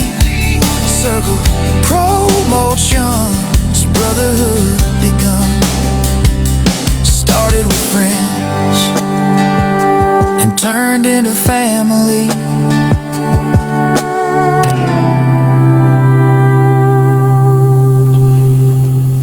Oh, there you go, man. I tell you what, we had a great time right there. We're going to try Frenchman one more time. If not, I guess we're going to just call him good for the night right here. Let's just try here. And we can just talk, and we can just walk, and we can do whatever we got to do. Let's just see right here. Hi, thanks for calling. This is Rob French, Wildfire Motorsports. Nope. If you'd like to leave me a... I guess not. So, maybe he'll call in, maybe he won't right here. Getting here is just what do? We just go ahead and we just roll on with the rolling on right here. There you go. That's right. There you go. That'd work. I mean, I don't have a problem with that. Yeah. That's right. Bogger, if you want to call in, man, you're more than welcome to call in. We can just change it over to you, man. I know it's kind of short notice, but if you'd like to call in, man, you're more than welcome to call in right there, man, for sure. I guarantee that, always, because I am on to fill it if needed, Roller. Well, come on in, man. Give us a call, bro. 720-273-0772. 720-273-0772. And then we'll see, and we'll get him to call in, and we'll talk about stuff with him, man. Me and him, we had a bunch of stuff going on today. Me and him, we were talking earlier today, but this man, he's really helping me out. He really is. He's helping the show out and getting everything done. So we can, let's see here. If my phone is acting up, I'll just call him. But we'll see here. Go back over here.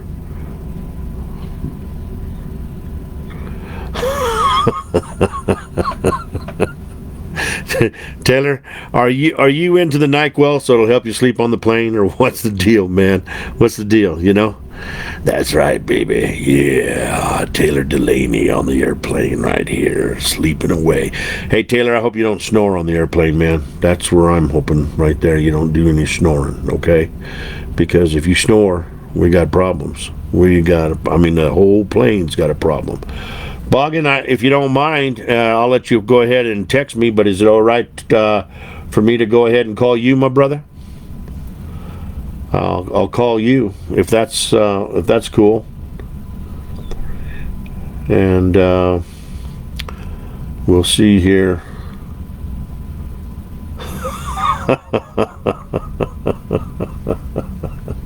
Oh my goodness, T.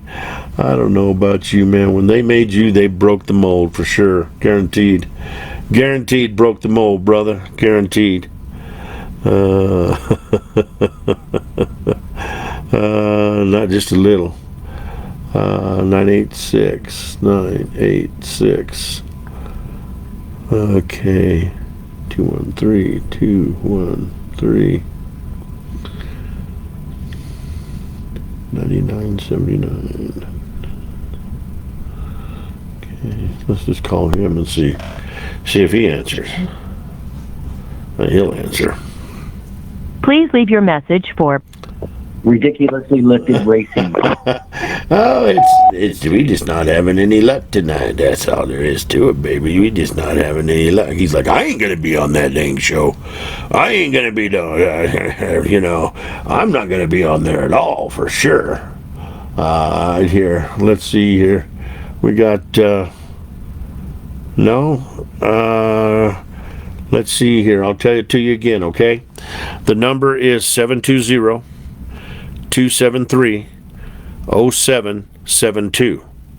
720-273-0772. Okay, hold on. I'll call you back, all right? Let's see here. Well, what the heck? Let's just do it again here. Hold on. Let's go on here. Who we got? Hello?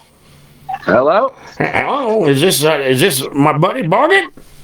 Yes. Dude, what's How up? we doing? You know what, man? Thank you for. I don't know what happened to French. I mean, he said he was on the road. He said he was going to be able to pull over and talk, but maybe he can't, man. I don't know where he was driving or what's going on. It's not like him because he definitely will. He likes to talk and have a good time. So, hey, we'll get him on another day right here. You didn't realize you was going to be on, though, did you, huh? I know, but it's all right. It's all right. That's all right. He may have bad cell phone service or something like that. You know what I mean? Yeah. Like it happens. It's true. And then at least we know that something's going on because we got his voicemail at that time. So, well, it goes from there. But what do you think about Carter's music, man? It's great. It's great. I mean, I was explaining that to you earlier of like from an artist standpoint, the stuff that we don't want to share as artists and people for our own selves, or we have a hard time sharing and opening up to people and being public with everybody. That's what they want to hear. You know what I mean? They want it to be real and raw. And so having that backstory, but also like hearing those lyrics, you could hear the pain of her writing that, and not that we want to hear her pain, but we just want to, as a listener, we want to feel something. Right. And that song made us feel something. And so she's got it. She's got potential. Oh, I think she does, man. I mean, I was just so shocked when I seen it on there because I've known Carter since she's been a little girl, and I knew her brother very well and stuff, and she's always been kind of shy, until she gets to know you, and then when she gets to know you, she'll talk your leg off, which is awesome, and I love her to death. I'd do anything in the world for her, but for her to come and do this step that I never pictured her doing, I was just amazed at the song. I mean, I really was, for sure, man. For being a first song, it's really amazingly written, and you'd think that it's from somebody that's got maybe a little bit older, more experience of writing and things like that. So you know what I mean? Like it's a good thing. Not everybo's first song is that good. No, I know mine wasn't. I promise you that. But her and her brother were really close. They had a great bond, and the family was close, So I can see her really writing from her heart and taking the time to do it that way and stuff like that. But so, dude, I'll tell you what, man. I just wanted to let everybody know that this gentleman right here. He came on the show the first time when Lee and Shane Plato were on, and I was watching his comments and stuff like that, and I was watching him talk to Lee, and Lee was like telling him, Boggin, you know what to do, help this guy out and stuff, and I'm telling you what, dude, you have helped me more on things that I'm going to take the show to the next level on, like we were talking today and stuff, but I mean, that first conversation we had together, I think that was about a 3-hour conversation. It seemed like, Yeah, we get on the phone, we get to talking. It's going to be a minute. Well, there's nothing wrong with that, man. There's nothing wrong with that at all because it's all informational to me. And guys, and I tell you, this man's got a heart of gold because I have offered to pay him, and he's just like, no, you just need to pay it forward. And I'm going to pay it forward, but at some time or another, bro, you're gonna get a gift card where you and your wife can go to dinner on me, man. I'm sorry, that's just the way I am, and you're gonna get it done. But let's talk a little bit about you. Tell everybody what you do, man, and how you got involved in the motorsports world. Well, I've just always been a gearhead, and I didn't even know really as a child that autos and cars are in my heritage. Like it's honestly, my great grandfather built the very first gas powered car and ran Elwood Haynes off the road in 1891 near Kokomo, Indiana. And Elwood Haynes was a businessman that turned it into production. And my great grandfather was he was like the master ag mechanic. So he fixed everybody's tractors and all the stuff in this area, and he built it for himself to just be faster, be more productive and inventive. And I feel like a lot of that comes from that side of the family and that heritage and culture. I've always just been a gearhead kid. Like before I could drive, I was driving. Well, yeah. And that's with a lot of us, man, that are kind of in the motorsports world. We were kind of thrown into something like that, and not really like we had to be thrown into it, but man, it's just amazing how it's in the genes, Yeah. Well, and it's like it makes sense to me now. Like growing up, I didn't know that history in a sense, and so it was more of like I just was fascinated by cars and how almost like how in like the Gone in 60 Seconds, like where it like shows them zooming in through the engine and the injectors firing and the spark plug going off and the piston going down. Like that's how my mind works of figuring out cars, of just like the engineering aspect. I love how it all is just possible, I guess. Yeah. And right. so it's always just been fascinating to me.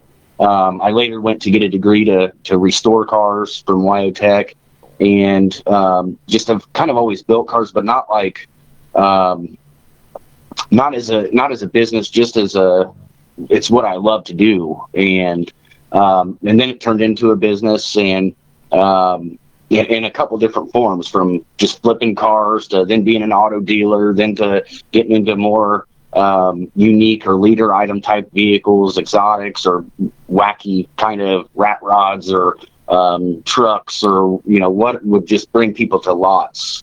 And so I would end up selling to a lot of car lots because I could find the really cool cars that maybe they didn't even want to sell, they just wanted to display. Right, exactly. So do you have a picture of your grandfather's car at all? I mean, did they ever take any photos of it?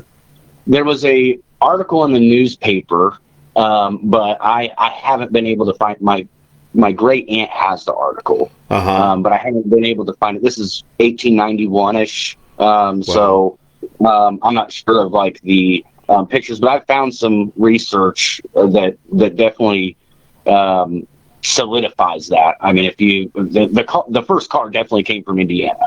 There's when you start researching it, you'll find that it comes between Elwood Haynes, a guy that no one knows, which is my great grandfather, and then a carriage builder out of Indianapolis. And in some of the articles I found, it talks about like the who gets credit for it and stuff like that, and it was like explaining like from my great grandfather's point of view, like I'm just an old guy, I don't want to deal with that, I just want to live happy and not deal with business stuff. Right. You know what I mean? Like it kind of like the older years of his life, but I look at it from like how much that affected the world.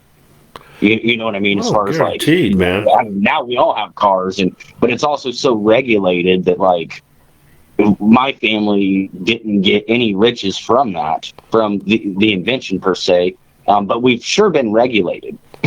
Oh my God, haven't we? You know, coming from the cars of the just even the '70s to where we are now. I mean, thank God they're starting to build some of them back again and making them look good. But yeah, man, it's Well, not just that, of like every capitalist that could came into the industry. You know, I mean, when yeah, he did it, there wasn't a driver's license, there was no insurance, there was right. no, it wasn't. And not that I don't think that those things are needed per se, but I look at it as like that's like asking someone that invented something to now get a license for it that brought it to humanity. Yeah, that's the truth, man, for sure.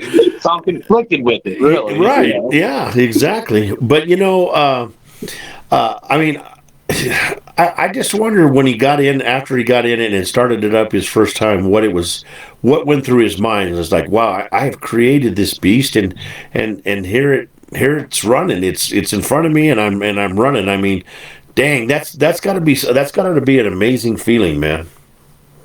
I'm sure it was like a time travel moment.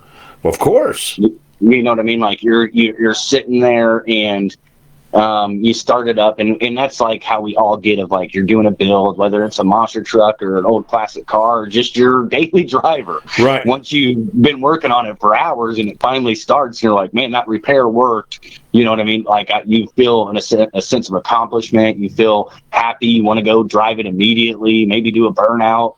That's always on my list. Right. Of course.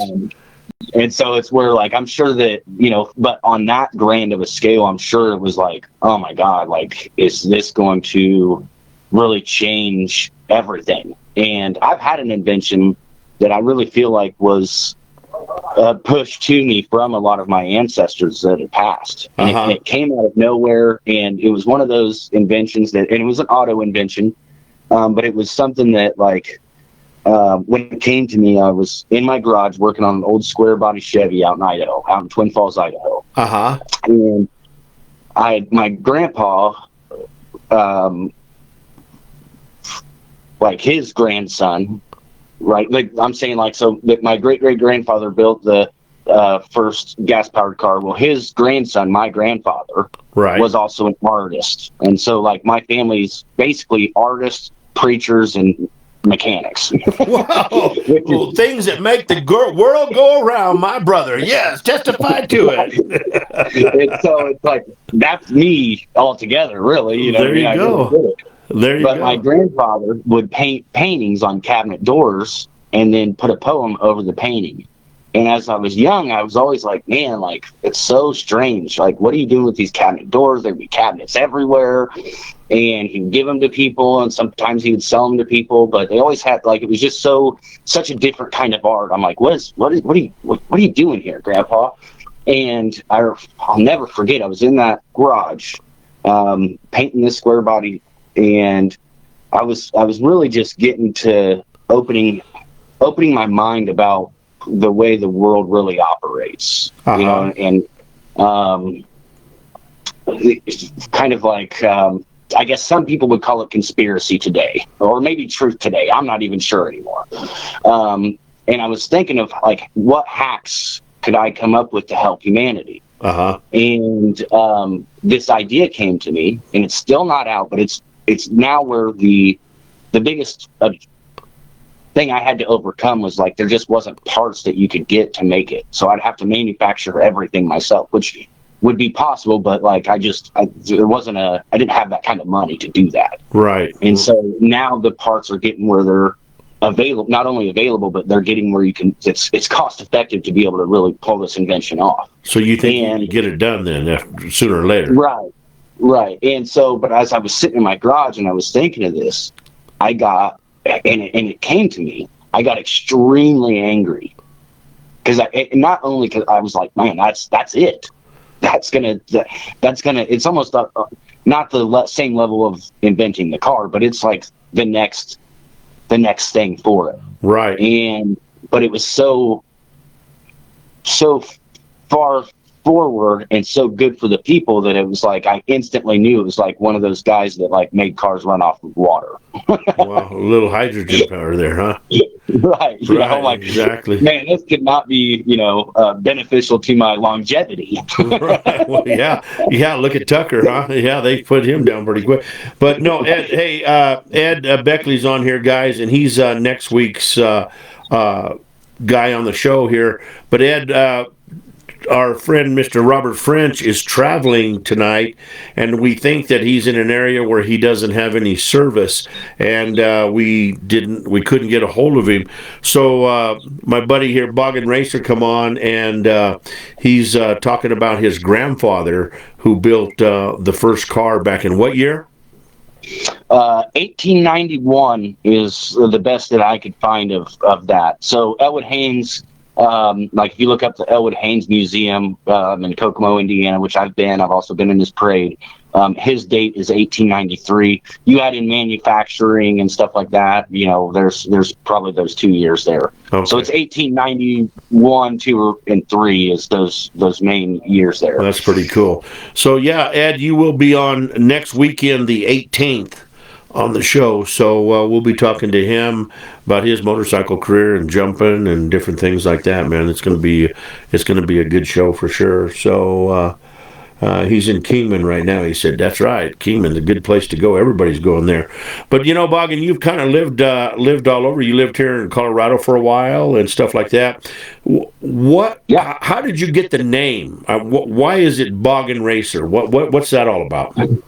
Well, it started with Boggin with Steve, and I became so outspoken for humanity that Facebook then decided to not let me have a page named Boggin with Steve, so I had to change it. They also wouldn't let me be my government name. That's how much I've fought for humanity. Well, dude, from what we have talked, the little that we have talked and stuff, you have done a lot of things, man, and you're pretty opinionated on your stance in the world and stuff like that, and you fit in with a lot of us here on the show, man, and I know that you had a show that you prank called people and different things like that, but can you touch on some of them that you did and stuff like that?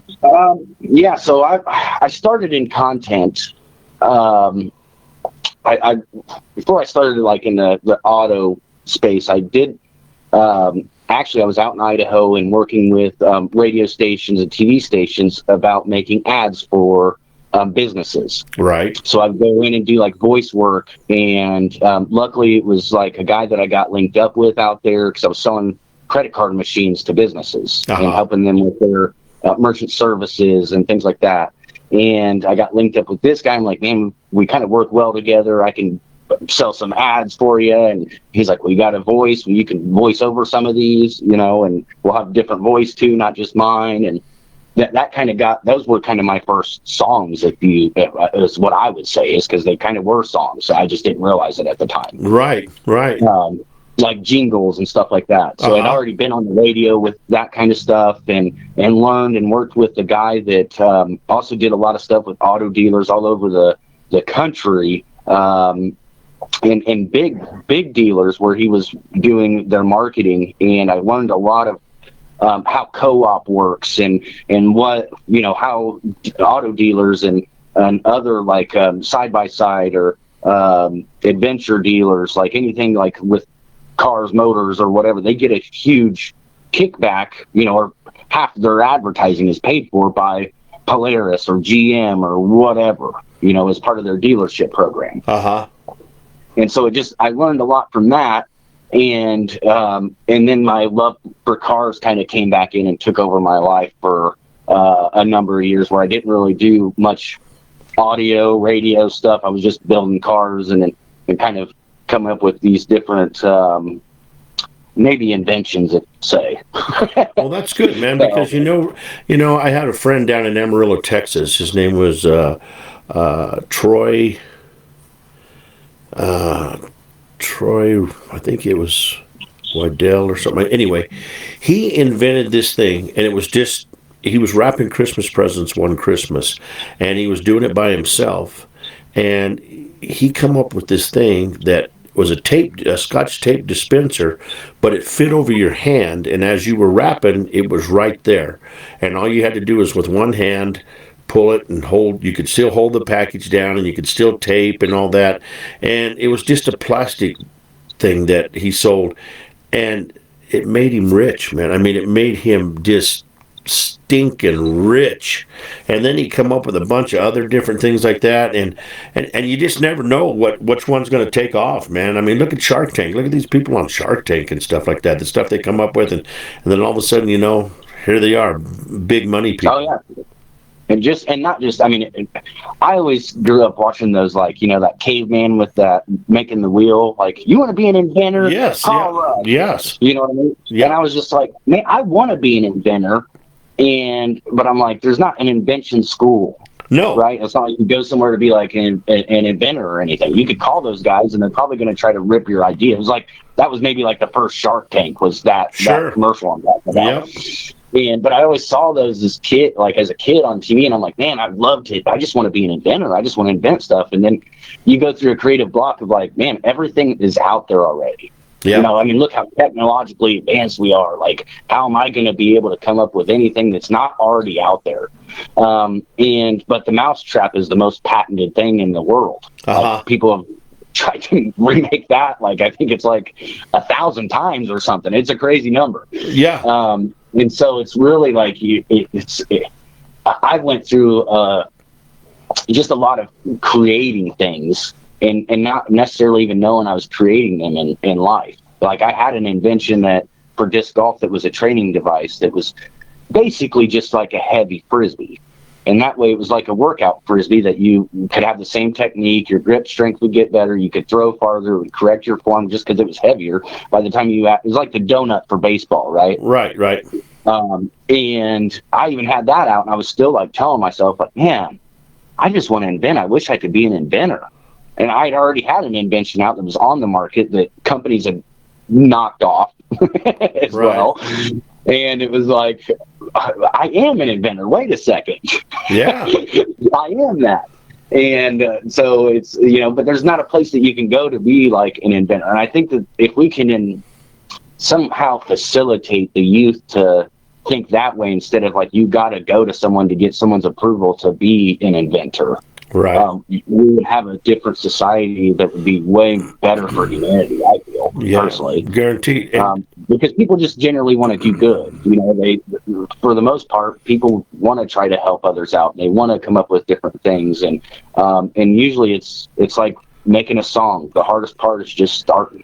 Dude, I was just getting ready to lead into that with the next question, man. It's just like making a song, really, man. I mean, you don't just sit there and think of, right away a song comes to you. I mean, sometimes it does, but not all the time. It's out of a conversation, or it's out of an ad that you see going down the highway or something like that. And I mean, you could tell me if I'm wrong, but like an invention is just something like, I'm working one day in the shop and I'm like, damn, I need this. There's an invention right there, because if you need it, somebody else needs it too, I mean, am I wrong or am I right? Yeah, 100%. And it's just, yeah, go ahead. It's really just having the confidence and faith to take that leap. It's like, it's kind of like Carter being shy and putting this song out. Like, that's a leap of faith, Guaranteed. And so it's the same thing. And that's the hardest part. It's the same thing of why musicians are looked at as like, people are like, I can never do that. Right. I can never get on stage in front of people. Like, trust me, we all feel that every time we're backstage. Oh, yeah. Like, we feel the anxiety, we feel that pressure, but it comes to a point of like, and I learned this when I was traveling, playing a lot of disc golf, is like, you can either show up at a tournament and be like, oh my gosh, I have to get a birdie on this hole. I have to do this on this hole. And then if you don't, now you're totally in your own mind for the rest of the tournament. Right. And so that pressure has beat you. And it gets to the point of, once you've done it so many times, now you feed off that pressure. Like, I can't wait to show up and birdie this hole. I can't wait to put me where everybody's watching at the end of the tournament, where I've got to hit this huge putt to make everybody jump and yell, I want that moment. Right. Like, give me that moment. And you start going from the other side of, like, give me those anxiety moments. And that's where musicians have really, I feel, like, it's performing to a live audience can be very frightening, but it can also, in a sense, be the best drug ever made. Oh, and it is, man. It's like when everything is flowing, like the energy is exchanging. Yes. They get what you're saying, they're putting it back into you. You're, now getting excited about it and giving it back to them, and you're just trading energy back and forth, and it's firing on all cylinders. Like there's no other feeling than that. There's no social media post that you can make that will give you that dopamine. There's no, like, that's dopamine that you worked for, that was it was built up over work and sacrifice and all of these different triumphs that you went through to do that, versus just making a post and it going viral. And that's why we're in the dopamine addiction state that is just a false hits of dopamine, really. Right. Well, I have to agree with you, man. And being a show announcer is the same way, and I know Taylor feels this too. When everything's popping on all sides, so can Ed, because Ed, he does it all, man. I've seen Ed. I've seen Ed. I've been at a show when Ed is building a track in a Bobcat, and he's announcing something from the Bobcat because he's got a microphone in there, man. I mean, it's amazing. But when it's just going and flowing, dude, it's the best feeling there is in the world. I guarantee you that right now. For sure. Yeah, I love it. That's what becomes I have an addictive personality. Me too. It's taken me a long time to understand that. Like in my 20s, I really didn't get that. I didn't look at it as I have an addictive personality. And now that, like, I'm older, I can understand that, and instead of having that be a detriment to me, I can use that to my advantage. Yeah. Like, I can just instead be addicted to doing good things, and those good things that you do can be just as addicting as bad things, because you're they're almost more addicting, because it makes it where you're like, man, I did the right thing and it had the right outcome. Yeah. Like, for instance, we got into a little bit of content and stuff like that, and I've done a lot of different things, but probably one of the most things I'm most proud of is I've used my platform to find 50 missing people, mostly kids. That's totally awesome. Let's talk about that, man, please. There's no I would say being on stage and performing is probably the closest I've ever felt, but there's nothing that compares to, like, a parent that is at their hardest moment and darkest moment in their life, that you can bring their heart back to them. And that, like, there's no amount of money, there's no other feeling that you can have. It's like you've saved the world for this person. And that can become extremely, extremely addictive as well. It's a good thing, but you're addicted to saving these people and unifying these families. And there's a lot that goes into it than just like, oh, I found this person. Like, you really, in order to find the person, you've really got to put yourself in their shoes and really empathize with what they're going through and what their life is like and what you would do in that circumstance. Right. So by the time that you find them, you're almost like the parent as well. Like, man, I found you. I'm glad. You know what I mean? Like, and there's been some scary moments in that throughout that process, but it's also been, like, just very rewarding. And it's almost, I'm sure that people can relate. They've seen stuff and they've been active on social media, and it's like, if you shared a post that you knew that found somebody, imagine how that would make you feel.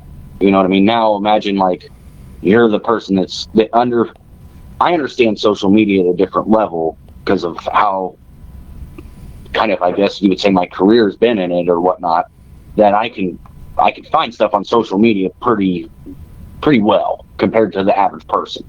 Right. And so I used social media a lot to be able to find them.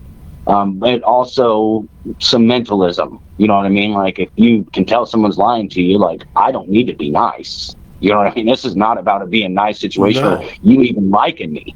You know what I mean? Like, if I felt like something's off, then here comes the jerk hat. You know? And we're going to figure out why there's something off there. And usually it was off for a reason, and that's where the answers come from. Right. So now, when you're trying to find these kids and stuff, do you have sources that you go to, or do you just comb neighborhoods? I mean, how do you, out of the whole United States, how do you know? You go by sight, people seeing these people, or what? It's just like the gentleman, and I forget where he was from and what his name was, because I don't want to know his name. I don't want to remember his name, where he had the 3 girls locked into his house for so many years, and they never did get a chance to go outside, and then he was letting them outside. But how do you get your information to know where to go to find these kids? It's every single one's different. And really, it really comes down to intuition and your gut feeling. Really, in following your gut, it's like I said, like, you know what I mean? Like, I think, for instance, like, and it helps if you've got a big following.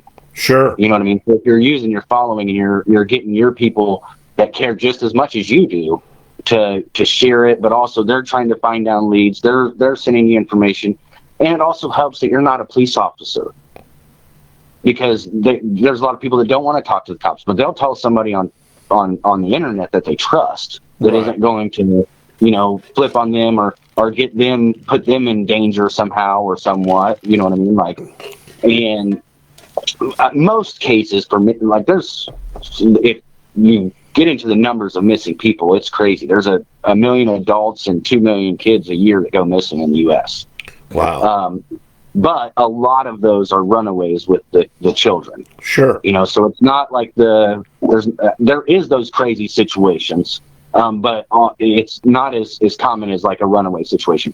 But what happens is when a parent's child runs away, now they turn to the internet, right? And so they turn to the internet for help. But what maybe they're not thinking in their moment of desperation is like, when I see it, I'm like, okay, now I'm in a race. I got to find him before the bad guy finds him. Sure. You know what I mean? Like, you've now announced to the world, like, what the issue is, what is, what they look like, their age, all kinds of information. You've given a bad guy a lot of information. Right. Now that knows that there's an issue and things like that. Now we've got to find him before the bad guy. And that was what motivated me a lot of, like, just being maybe savage in some cases. But for me, it's like, on that situation, like, we could be friends about a lot of different stuff. We're talking about missing kids. I'm okay with being a savage. Sure. I don't. Most of us are. They're our future. If you, once you've, I guess it's kind of, it's a rabbit hole, because once you in that realm, like. And especially, content-wise, like, there's a lot of people that I looked for that I didn't even post about, or I didn't turn to my followers for help or whatnot. And it's because I'm like, well, the world doesn't know this person's missing. I don't want to be advertising it for the back. And it got to the point, it was so big that I got so big for doing it that, like, I knew the bad guys were watching my page too. Of course. You know what I mean? So I'm like, well, right. You know what I mean? I'm like, do I post this or not post this? Once I find them, do I, leave it up or take it down, or, you know what I mean? Like, all of these different emotions that could have catastrophic outcomes, you really start to think about. And so for me, it was take them down after they're found. Unless it was a situation that, like, I need to have that for whatever reason that maybe people may not understand. Sure. Right.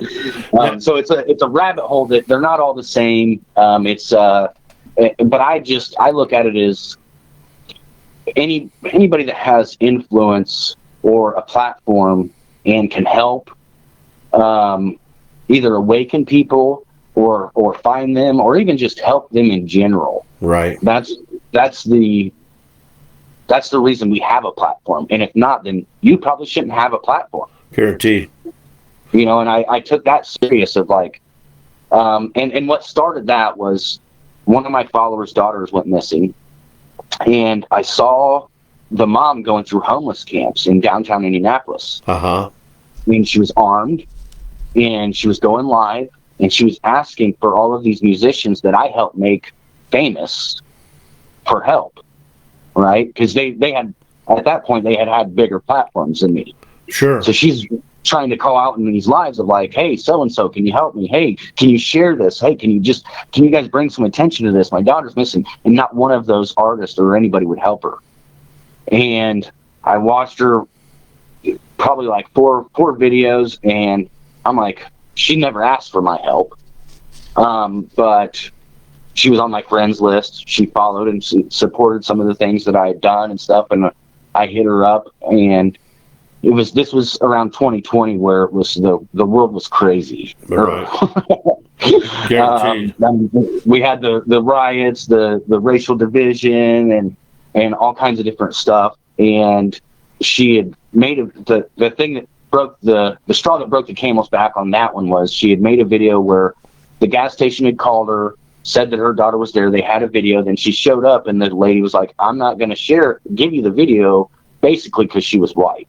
Uh-huh. And I was like, no, they're giving that video up, or they're gonna be closed. Watch. I'm now in my car driving there, and I showed up about 45 minutes later after it took me to drive, and I go live on my platform and walk in and talk to the manager, and I'm like, so you're not going to give this video up of this missing girl, basically, and you told the mom this, and she's like, no, I'm not. And I said, well, guess what? We just closed. And I just started yelling at everybody, we're closed. Don't do business here unless you want to support people that don't care if your kids go missing. Right? And so I just started turning all the business away, walking up to all the gas pumps, telling them to leave, what the situation was. There was one guy that was like, I'm going to do business here. I don't care. And I'm like, well, this is this guy's plate. He's a jerk. Right? Right. Now the world knows you're an idiot. You know, who's next? Basically, there was a homeless guy that came up and was saying it was his birthday. And I'm like, here's $20. Go find your friends and tell them I'll give them $20 to protest here. I kind of did like what other protests did before we knew it. Right, exactly. So the lady is like, now the manager's kind of freaking out. I'm like, I'll have my limo here right on the edge of the parking spots on the edge of the road, and we'll close down indefinitely, lady. Right? Like, I'll die on this hill if we need to, is what I'm saying, right? Right.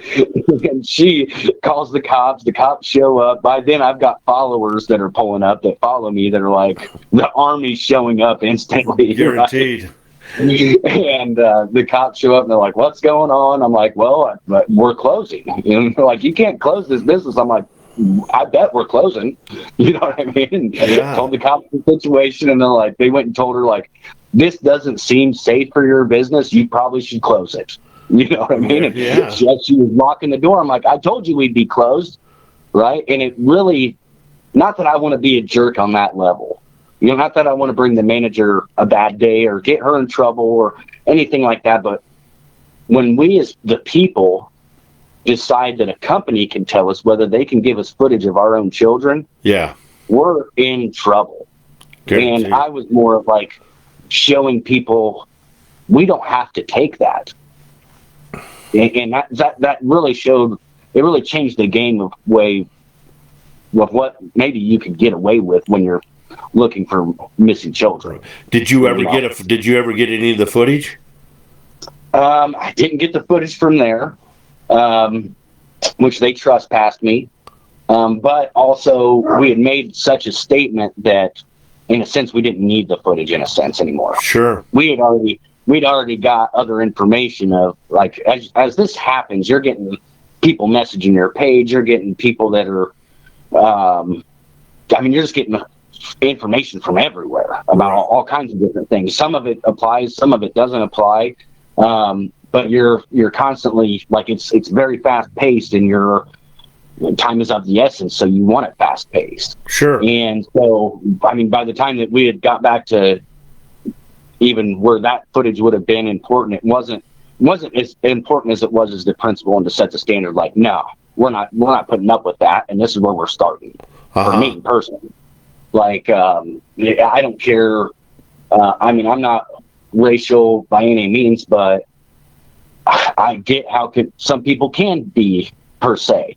But when you're talking about children, like, you can leave that BS at the door for me. Right. Well, do you find that these kids are close by home, or do you find that, you know, when they if they're kidnapped, it's somebody that's taking them out of state? You know what I mean? You get what I'm trying to ask? Yeah, it really depends. A lot of times it's where it's runaways, and they're with their friends.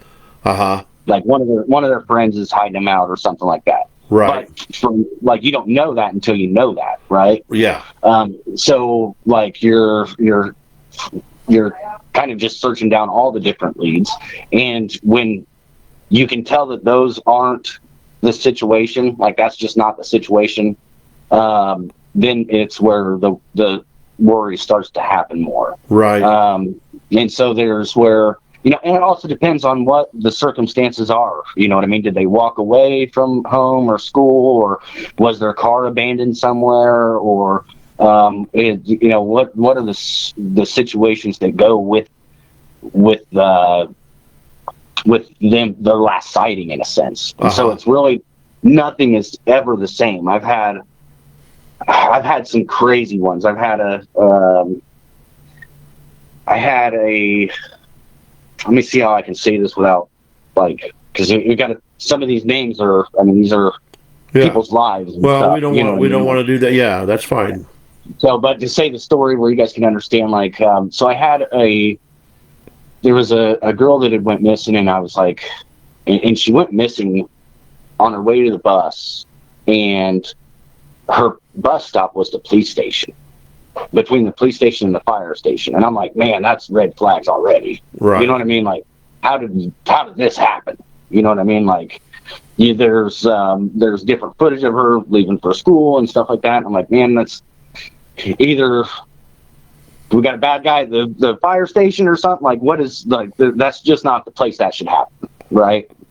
And so, and it was where it had went for a while, and it was one of those that's like, man, this could be, I would say it's a small percentage that is like the bad guy situation in that, really. But it's like, you can almost recognize it, like, okay, this is not a normal one. This isn't just a runaway situation. And that was one that I don't typically work with I mean, I don't work against them, but they're not going to give me any information anyway, as far as like the police, right? They're not going to be like, hey, you know, this is over here. If anything, they're going to ask me for information. Sure, guaranteed. Right. So who are you? Why are you doing this? Yeah. Right. I typically don't, like, they do their thing, I do my thing. Not that I'm trying to step on their toes. Like, for me, it's all about proof of life.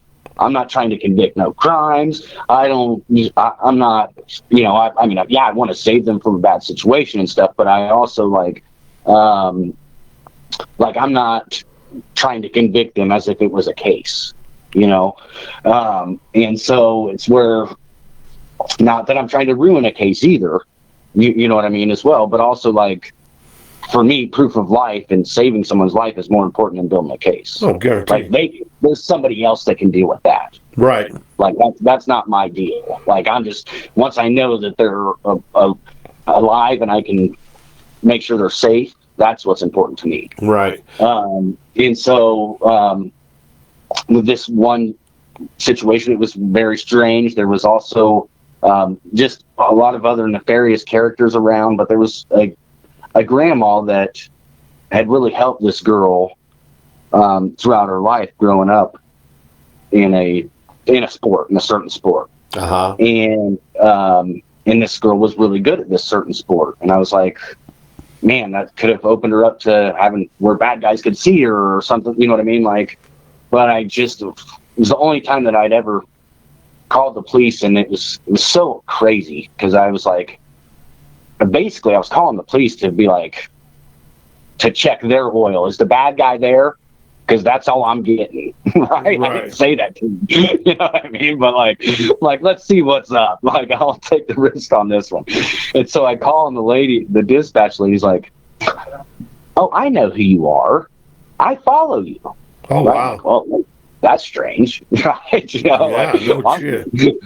She's like, actually, the detective's meeting with the state police right now. He would probably want to talk to you. And I'm like, okay, you know what I mean? So then he comes on the phone. He's like, "I know who you are. I follow you." Wow. Actually, right. And I'm like, oh my God. I'm like, jeez. He's like, "I was thinking about calling you." And I'm like, I'm glad I called you and you not calling me. Holy shit. Yeah, You know? no joke. No shit. And so he's like, you know, what's your thoughts on this one? Because he had obviously watched, you know, some other cases and stuff that I'd done, and I was like, man, like, I'm just gonna be straight up with you. It's either it's one of three things, really. You know, I feel that it's like grandma's hiding her out and taking care of her, and because of a family issue, you know what I mean? Or a bad guy got her on the way to the bus stop, or someone at the police station or fire station that's seen her there every day or the bus stop. Right. You know what I mean? Those are really the only things that make sense to me. The outside random guy, that doesn't really make sense to me in this situation. And like, that's why I'm calling you, is because I really feel like it's grandma, but it could be you guys. He's like, "Man, you're right on it." And I knew that with, like, he gave me comfort that it wasn't them or something, you know what I mean? Like, right. He was a good dude that was doing it for the right reasons, and he was actually a good officer, right? And I could feel that just through the phone and stuff like that. I could feel that connection. I was like, okay, if the bad guy was right there, this guy would have got him. Right. It's kind of how I felt, you know. And I was like, so it's got to be grandma. And he's like, "So what are you gonna do?" Right? I'm like, "Why are you asking me what I'm gonna do?" Yeah. Like, and for me, I was like, that's probably the best place for her. I hate to say that, like, it's not maybe where you guys think that, or a judge, or like the legal system may think that, but I think that's probably the best place for her right now. She's safe, if that's the case. As long as she's not trying to hide her out from you guys, it's putting her in a dangerous situation. Then, you know what I mean? Like, she's probably safe. She's taken care of for her. Their family has the funds to be able to make her dreams happen and stuff like that. I don't necessarily have an issue with her being a grandma, but I just have an issue with the way it went down, if that's the case. You know what I mean? Like, now it's all over the world and everybody's looking for this girl, in a sense. Right. And he's like, "Okay, so what are you going to do about it?" And he basically was asking me, is like, "Are you going to mess up our investigation now?" Right. You know what I mean? Like, you going to go and, like, really, you know, and I could tell by that, I was like, man, like, she's okay. I feel like in my heart she's okay. Like, they know where she's at. Like, that's probably one I don't need to necessarily be in anymore. Not that I had proof of life at that moment, but I had 99.9% sure, like, that was where she's at. Yeah. Right. And it came out a couple months later that, and I mean, grandma went heavy for her. I mean, they had raided her house and stuff like that and still didn't find her, and all these different things. But I had talked to other people in the family, and they knew that I was on them. Uh-huh. Like, I was like, because I show up like, "Hey, I'm your get out of jail free card." Right, exactly. Like, I make this go away, where the stuff, I just need the proof of life. I need this person, right? I'm not trying to convict you or anything like that. This is, if I found you, guess who's coming next? Yeah. And it's not a get out of jail free card. Yeah, and so by using those tactics, it's where you get a lot of people that help, because in most cases, people just want to help others. They want to be kind, you know, for the most part. And so that one, they ended up finding her in a hotel that grandma was hiding her out in, and arrested grandma. But I think that she's now back with grandma, and it's all good. You know, and so usually that's a lot of it is where, like, for me, it was not that I was working against the state, but it's like, I believe in families, and I have faith in families that, and I also come from a a family that, like, we had a lot of traumatic stuff happen in our family. Not caused by our family, but just like I grew up around that, and I'm like, man, we're just not always going to get along. You know what I mean? Like, I get that. We're not, just because we're family doesn't mean we have to get along. That's true. And that's where, you know, there's some that's like, you know, I've had mom being like, well, he was just out of control and he was being wild, and I told him I was gonna send him to a boot camp. I'm like, I would have ran. Yeah. Like, what are you doing, Mom? That's on you. You know what I mean? Like Mom's supposed to have your back over everybody. You know what I mean? So if Mom's threatening to send me away over something that I don't think is a big deal, like, are you really got my back if stuff really goes down? I'm like, that's on you, Mom.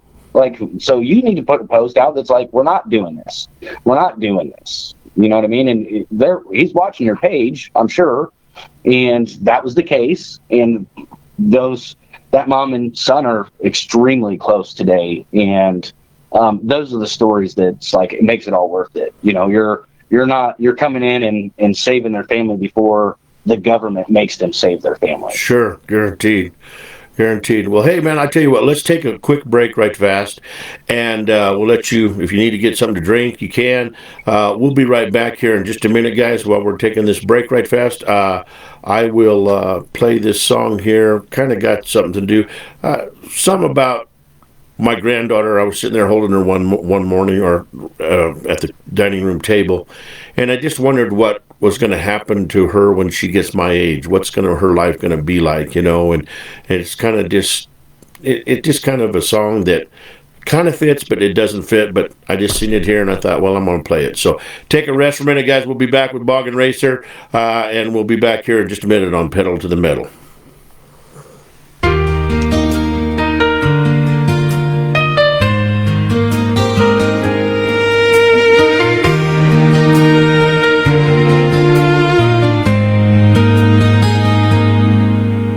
When I was a boy, I'd rise with the sun. Mama would smile, say your days has just begun. She'd call from the door as I was going out to play. Do you have that dime? I'd laugh and say, yes, ma'am, it's in my shoe this time. On 2 wheels of freedom, I'd spend those summer days riding through town in that carefree way. And I knew, yes, I had to be home when the daylight was gone. When that old porch light on the front steps came on. And I wonder as the years turn the page, what will it be like when she's my age? Will the world treat her kindly? Will her spirit stay brave? When that porch light shines through the darkness, signaling that your day is through, what will it be like when she's my age? Now the world feels heavy, the kindness is thin. Too much hatred for mankind as the years roll on in. The laughter of children gets lost in the noise. Computer screens steal the imagination from the girls and the boys. But my granddaughter's eyes shine steady and true, a light in the darkness, a hole breaking through. And I pray that her heart will keep leading the way through the trials and troubles this world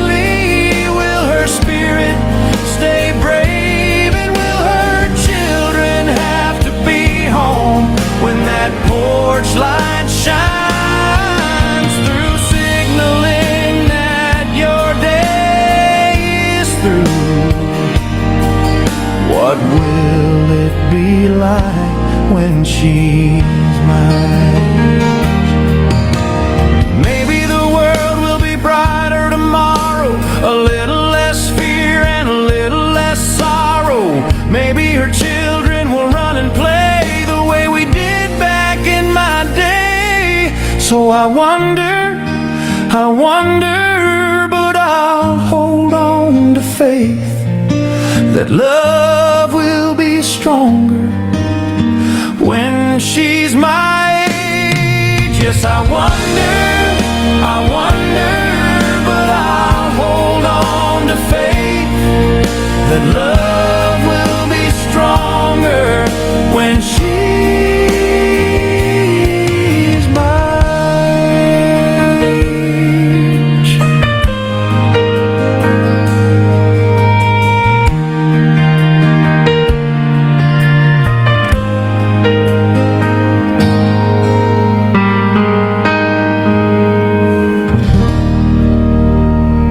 All right, guys, we're back here on Pedal to the Metal. We're talking to Boggin Racer right here, dude. I'm gonna just be honest with you, man. You are so humble, man. You're just such a good dude, and I'm just so glad that number one, you've come into the show. You spread positivity. You do so many different things. I need to turn my phone down here. I had to make a call right fast. But anyway, you just spread positivity. You do good things for the world, and man, you're just a good guy. The world needs more of you around, bro. Well, I appreciate it. I'm just like I said in the comment there, anyone can do it. I just happen to prove it, and I feel like that's the same thing with the limo. You know, it's like people ask, why did you build that, or is it legal, or I've had mayors riding in the back of it in their towns asking if it's legal, and to me, I get the biggest chuckle. It makes me laugh so much, and I'm like, it's like my great-great-grandfather looking down and be like, man, you got him. Yeah. And it's because it's where, like, who are we asking permission if it is legal or not? Guaranteed. You know, like, who, you know, if you're the mayor, I thought you're the one that gave us permission. Well, that's the truth. And he's here asking you if it's free. You know, you're like, well, you Right. you're the man here. You know, but they're usually the ones that are protecting the bad guys. You know, I mean, it's terrible. It's terrible. Two mayors have said that while in the limo, and I just, to me, it's so funny because it's like, wait a second here. You mean that we're all just asking for permission, but granted by each other? Wait a second. Well, it's about the truth, man, because everybody is so afraid to piss somebody off that, you know, they just don't want to do anymore. And what happened to the people that didn't give a shit? You know, it's like, what happened to the John Waynes of the world? You know what I mean? I'm just like, dude, this is what we're going to do. We're going to do this. There's so many people that are out there protecting the bad guys, and we need to put the bad guys away and help the people that are getting all the crimes done to them, man. And it's flopped. It's broken somehow. I don't know when it broke, but it broke.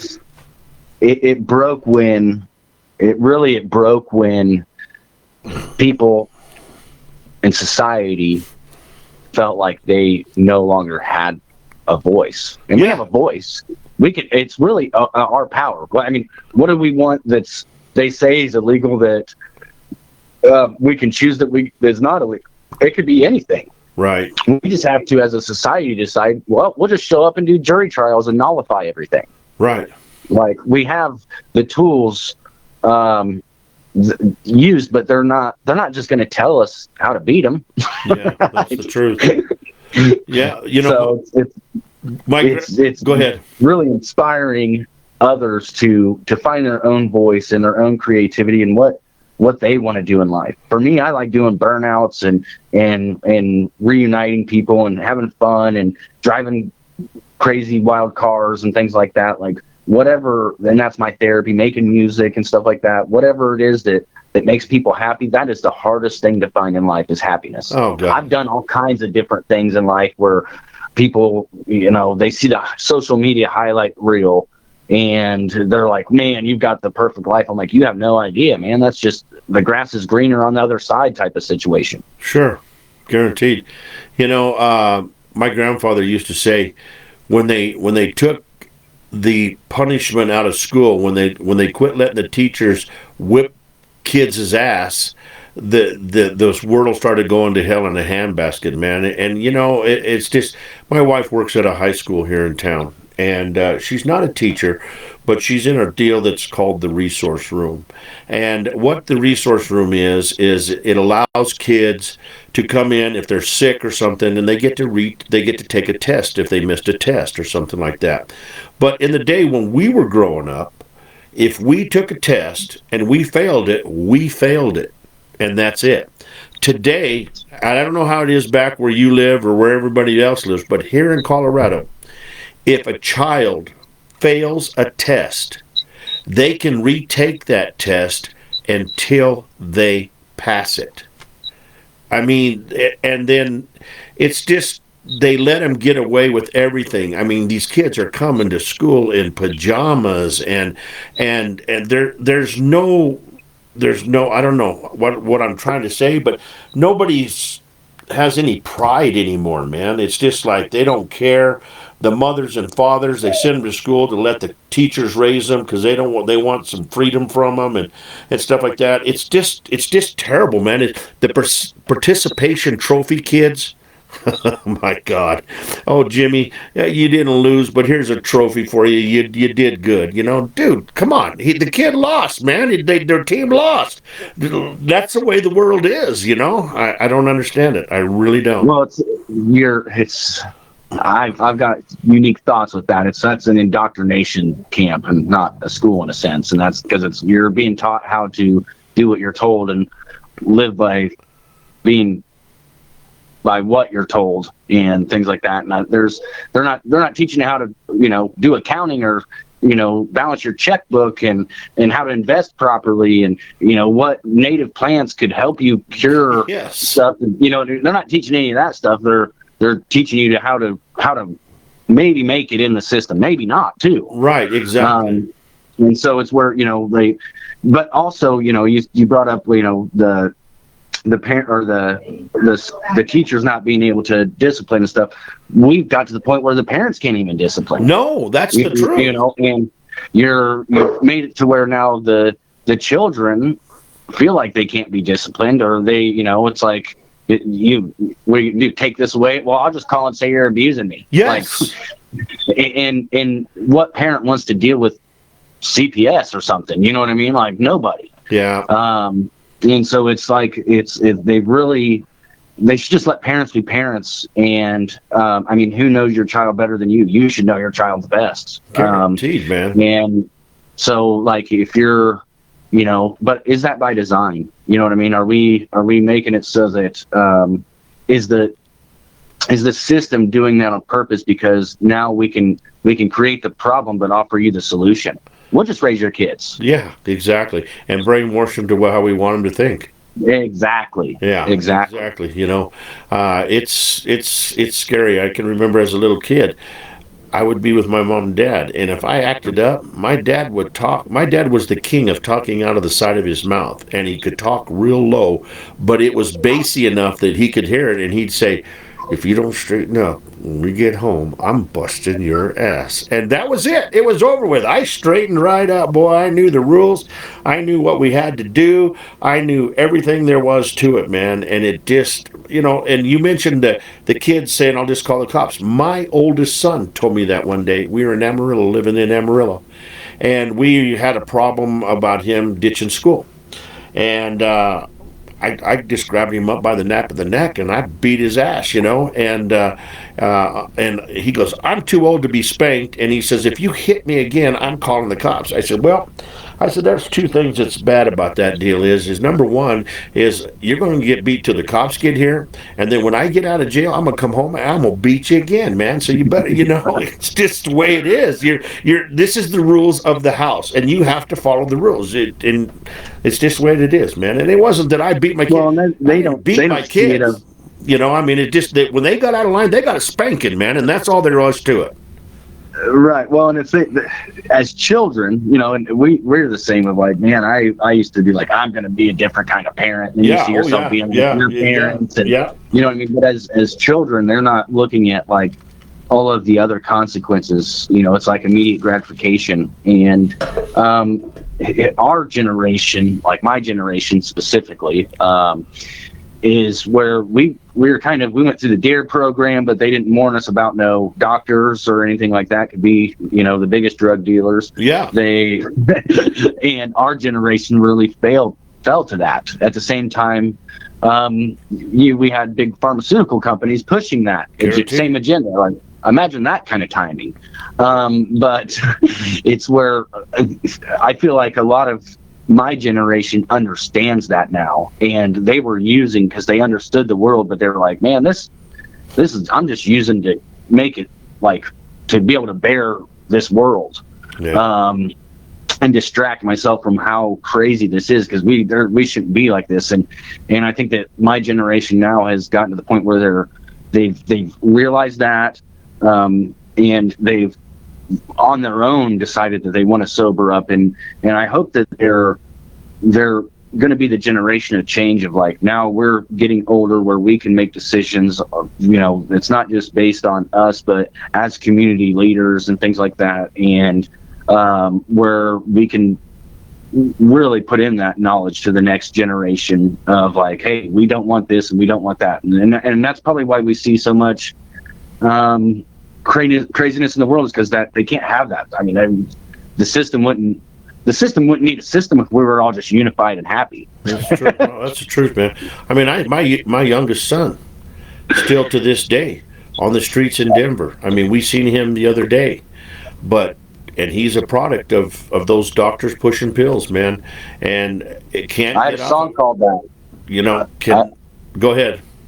I had a song called "Doctors Pushing Pills." Yeah, that's how much it affected my life, and of just trying to see that. But also, like, a lot of people don't understand that, like, that was a if every person that's struggling with that could see, like, that's not necessarily on you. That was by design that you would fall for it in every single possible way, down to chemistry, that you would fall for it. Yeah. You know what I mean? Like, it's like being like, you should be upset with yourself if you get shocked by sticking your hand in a electric socket. Like, no, that's just how it works.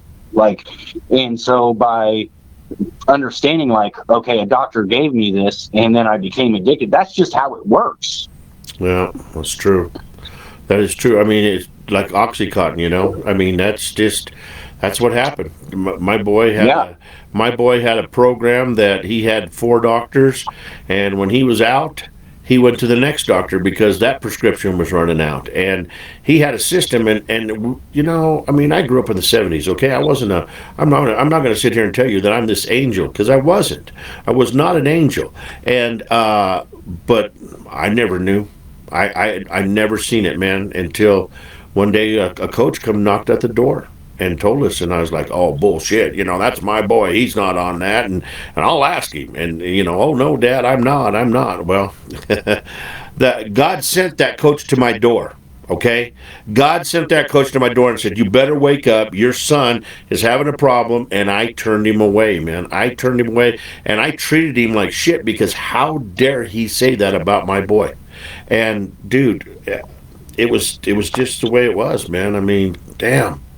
I think that what got me sober, and I think that would get a lot of people sober, is like, by the end of my addiction, it was not like I didn't want to be addicted. I was over it for years. I just didn't want to go through withdrawals or this, or you know what I mean. Like, I was ready and had been ready, but I didn't have opportunity.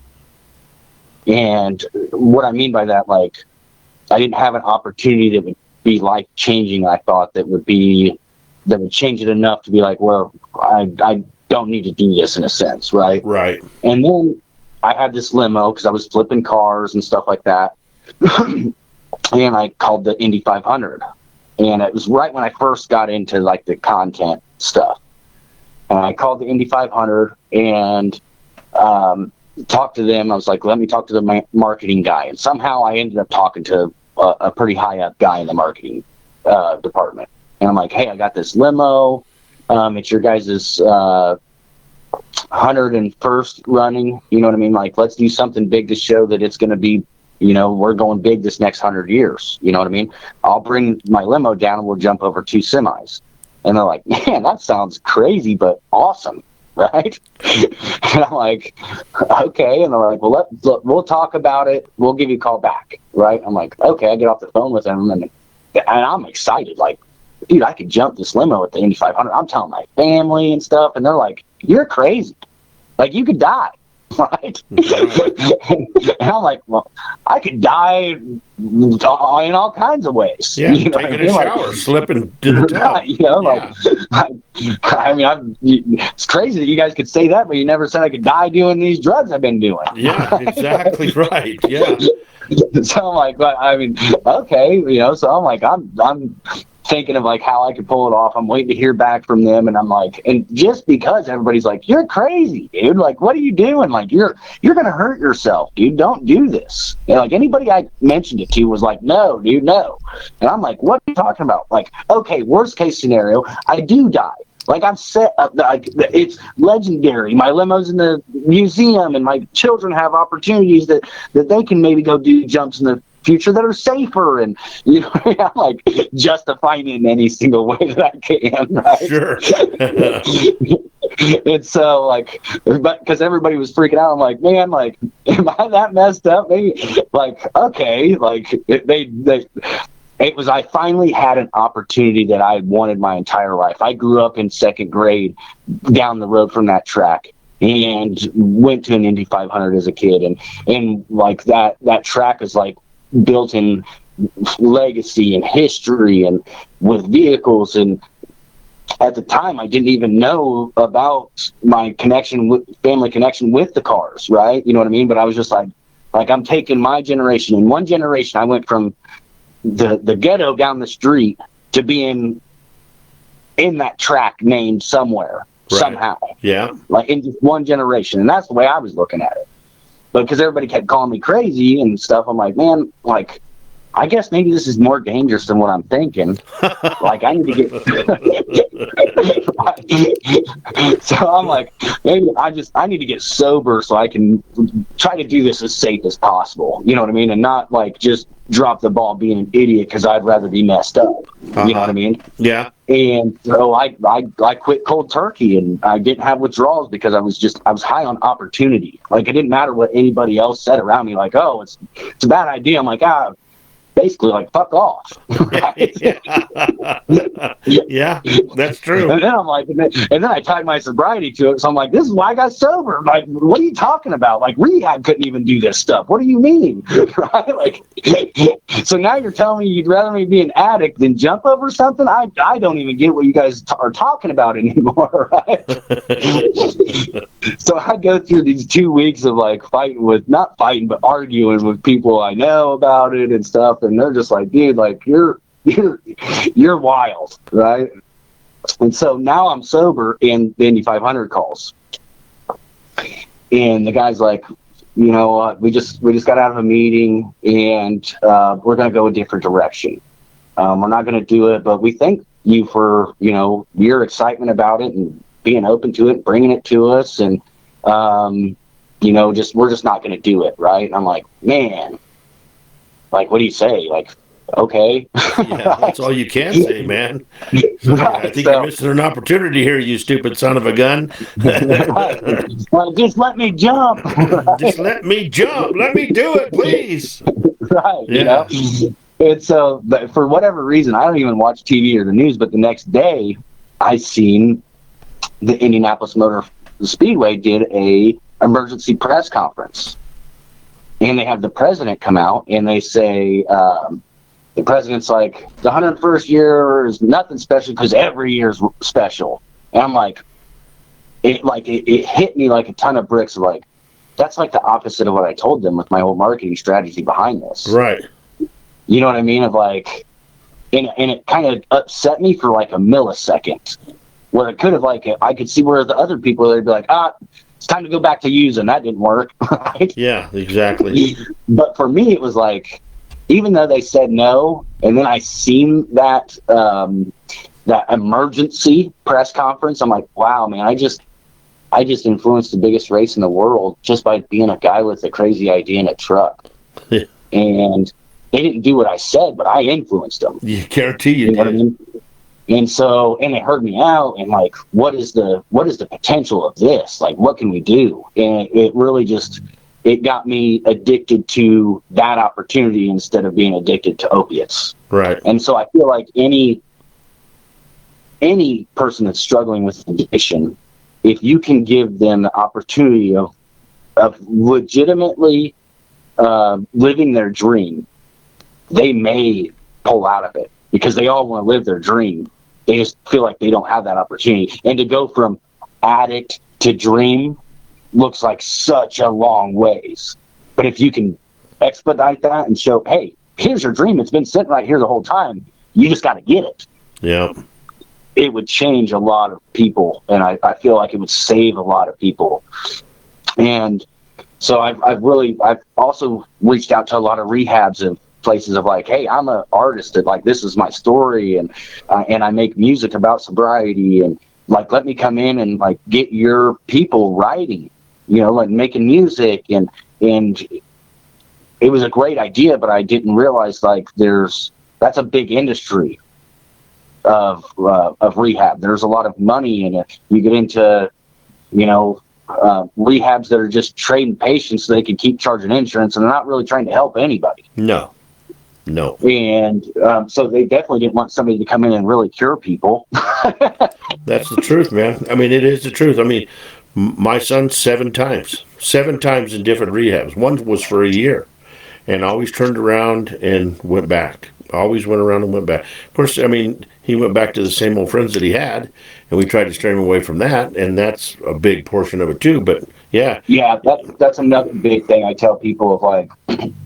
They're like, man, how can I? It's like writing a song. Like, how do I start? Right. And so they're like, man, I've been an addict for this long. Like, how do I even just start? And I'm like, man, the easiest thing that like you can fight it and struggle and test all the will that you've got on both sides of it, whether you want to be sober or not, all this different stuff. But like the easiest, if you want to take the easiest way, which might be hard somewhat emotionally for you, but the easiest way is to leave the area you're in and go to somewhere where you don't know where to get anything. Guaranteed. You don't have any connections. And yeah, you might miss some of your family because that's where your family is. And you might miss, this or your favorite store or your relationship with your dealer or whatever that case is. But if you can't get it, then you're not doing it. Yeah. That's the truth. And it'll get to a point where you're not, instead of having a craving for it, you're just like, I'm glad I don't even know anybody that's messes with that. Yeah, that's the truth. It's a complete change of dynamic. But I feel like maybe I'm somewhat jaded, but I feel like there's not rehabs that are really pushing that. They're pushing like, you got a 12-step and they control your sobriety. Yeah. They're the ones that are holding your sobriety in their hand by whatever means of control that they can have and gaslighting you or this or that. Like, it doesn't need to be that ugly. I didn't have no 12 steps. I didn't have even anything to wean me off. It was cold turkey, and it was like, that's the way it was going from after over a decade. And so it's where, and also my dream was to do car stuff. You know what I mean? So a chance of doing car stuff and being like, that addiction, like it crossed over instantly. Right. Like my addiction wasn't opiates anymore. It was like, let's go do burnouts. I've always wanted to do burnouts. Heck, I wouldn't even have done any opiates if we could have been doing burnouts all the time. They're addictive too, buddy. And expensive too, boy. I tell you what. Yeah. They really get expensive nowadays. Tires are crazy expensive. So, but they make you feel alive. They do, man. I tell people, any chance you can get to, like, if you're having a bad day or you're depressed, go do a burnout, or better yet, go find someone that's homeless and struggling and spend the day with them. Yeah. Go buy them food. You don't got to go all crazy, but buy them a sandwich and just and not that you got to go all crazy. The one thing that you got to go crazy about is getting to know that person. You got to talk with them. You got to be real with them and stuff like that. And you're going to earn a friend. But you're also going to be like, man, this person's really struggling. Like, I've got a lot of opportunities here that I'm not using. You know what I mean? And how dare I just have all these opportunities and think that I'm in the same situation as this guy here at the moment? Right. And you won't be as depressed anymore, as far as like you'll see your potential and what you can do. And anybody that's taken that advice it's helped out tons. Well, that's the truth. Well, dude, I tell you what, man, and you're a lifesaver for coming on the show tonight, and I definitely want to have you back on because we haven't even got into your music deal yet. I mean, you have so many interesting stories, and you have done so much for people and for yourself, man. Congratulations, and like I said before, man, you're just a good guy. You got a big heart, and I promise you one thing: as I sit here and I look at this screen, that I will help other people as like you helped me. And I mean, I'm there. I'm going to pay it back, and I'm here for you anytime that you need anything. If I can do something for you, bro, I'm here for you, man. I mean that with my heart.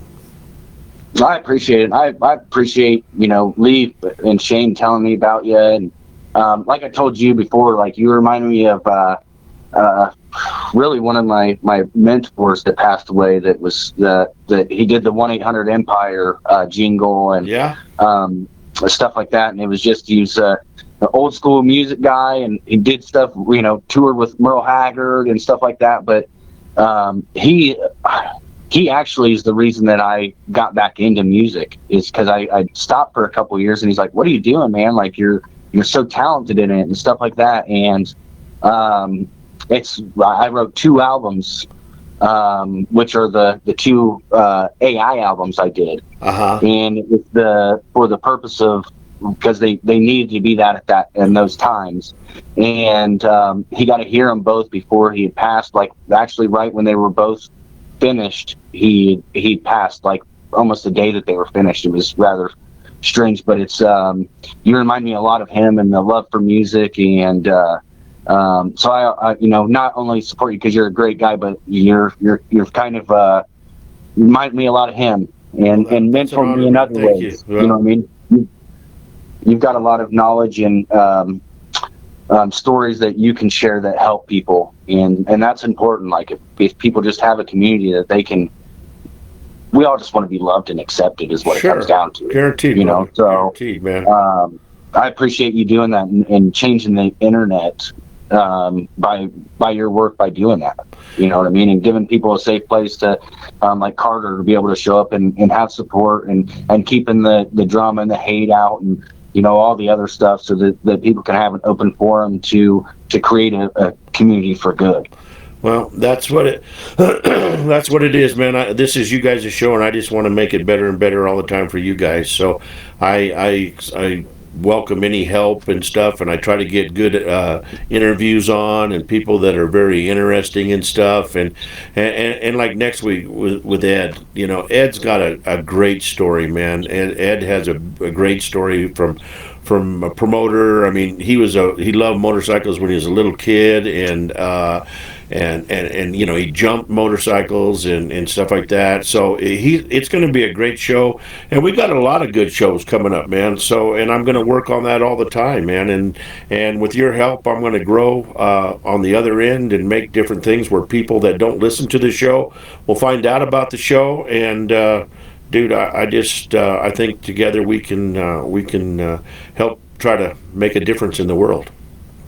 Yeah, I'm excited about it, and I'm glad, like I said, Lee and Shane turned me on to you, and even me and Taylor have turned into good friends and in here and stuff.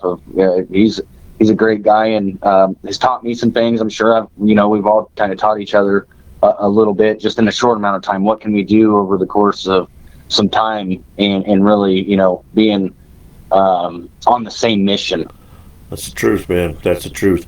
Well, dude, you have a blessed evening, and I appreciate you very much. We will be in contact, and I definitely, this is an open invitation for you. I definitely want to come back and talk about your music, and I want to play some of your music on the show. So when we get this new platform open for AI creators and people like that, and not only are you an AI creator, but you're also a musician. So we want to give you that platform to talk. This is why I made this song. This is what I was feeling, or whatever you have to say about that song, and we want to let the world hear your music. Okay?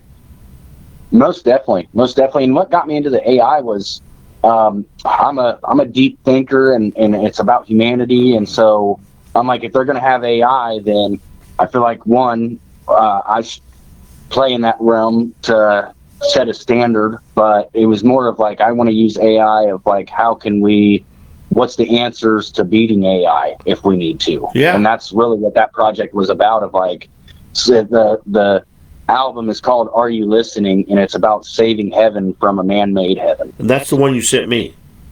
Yeah, I like it.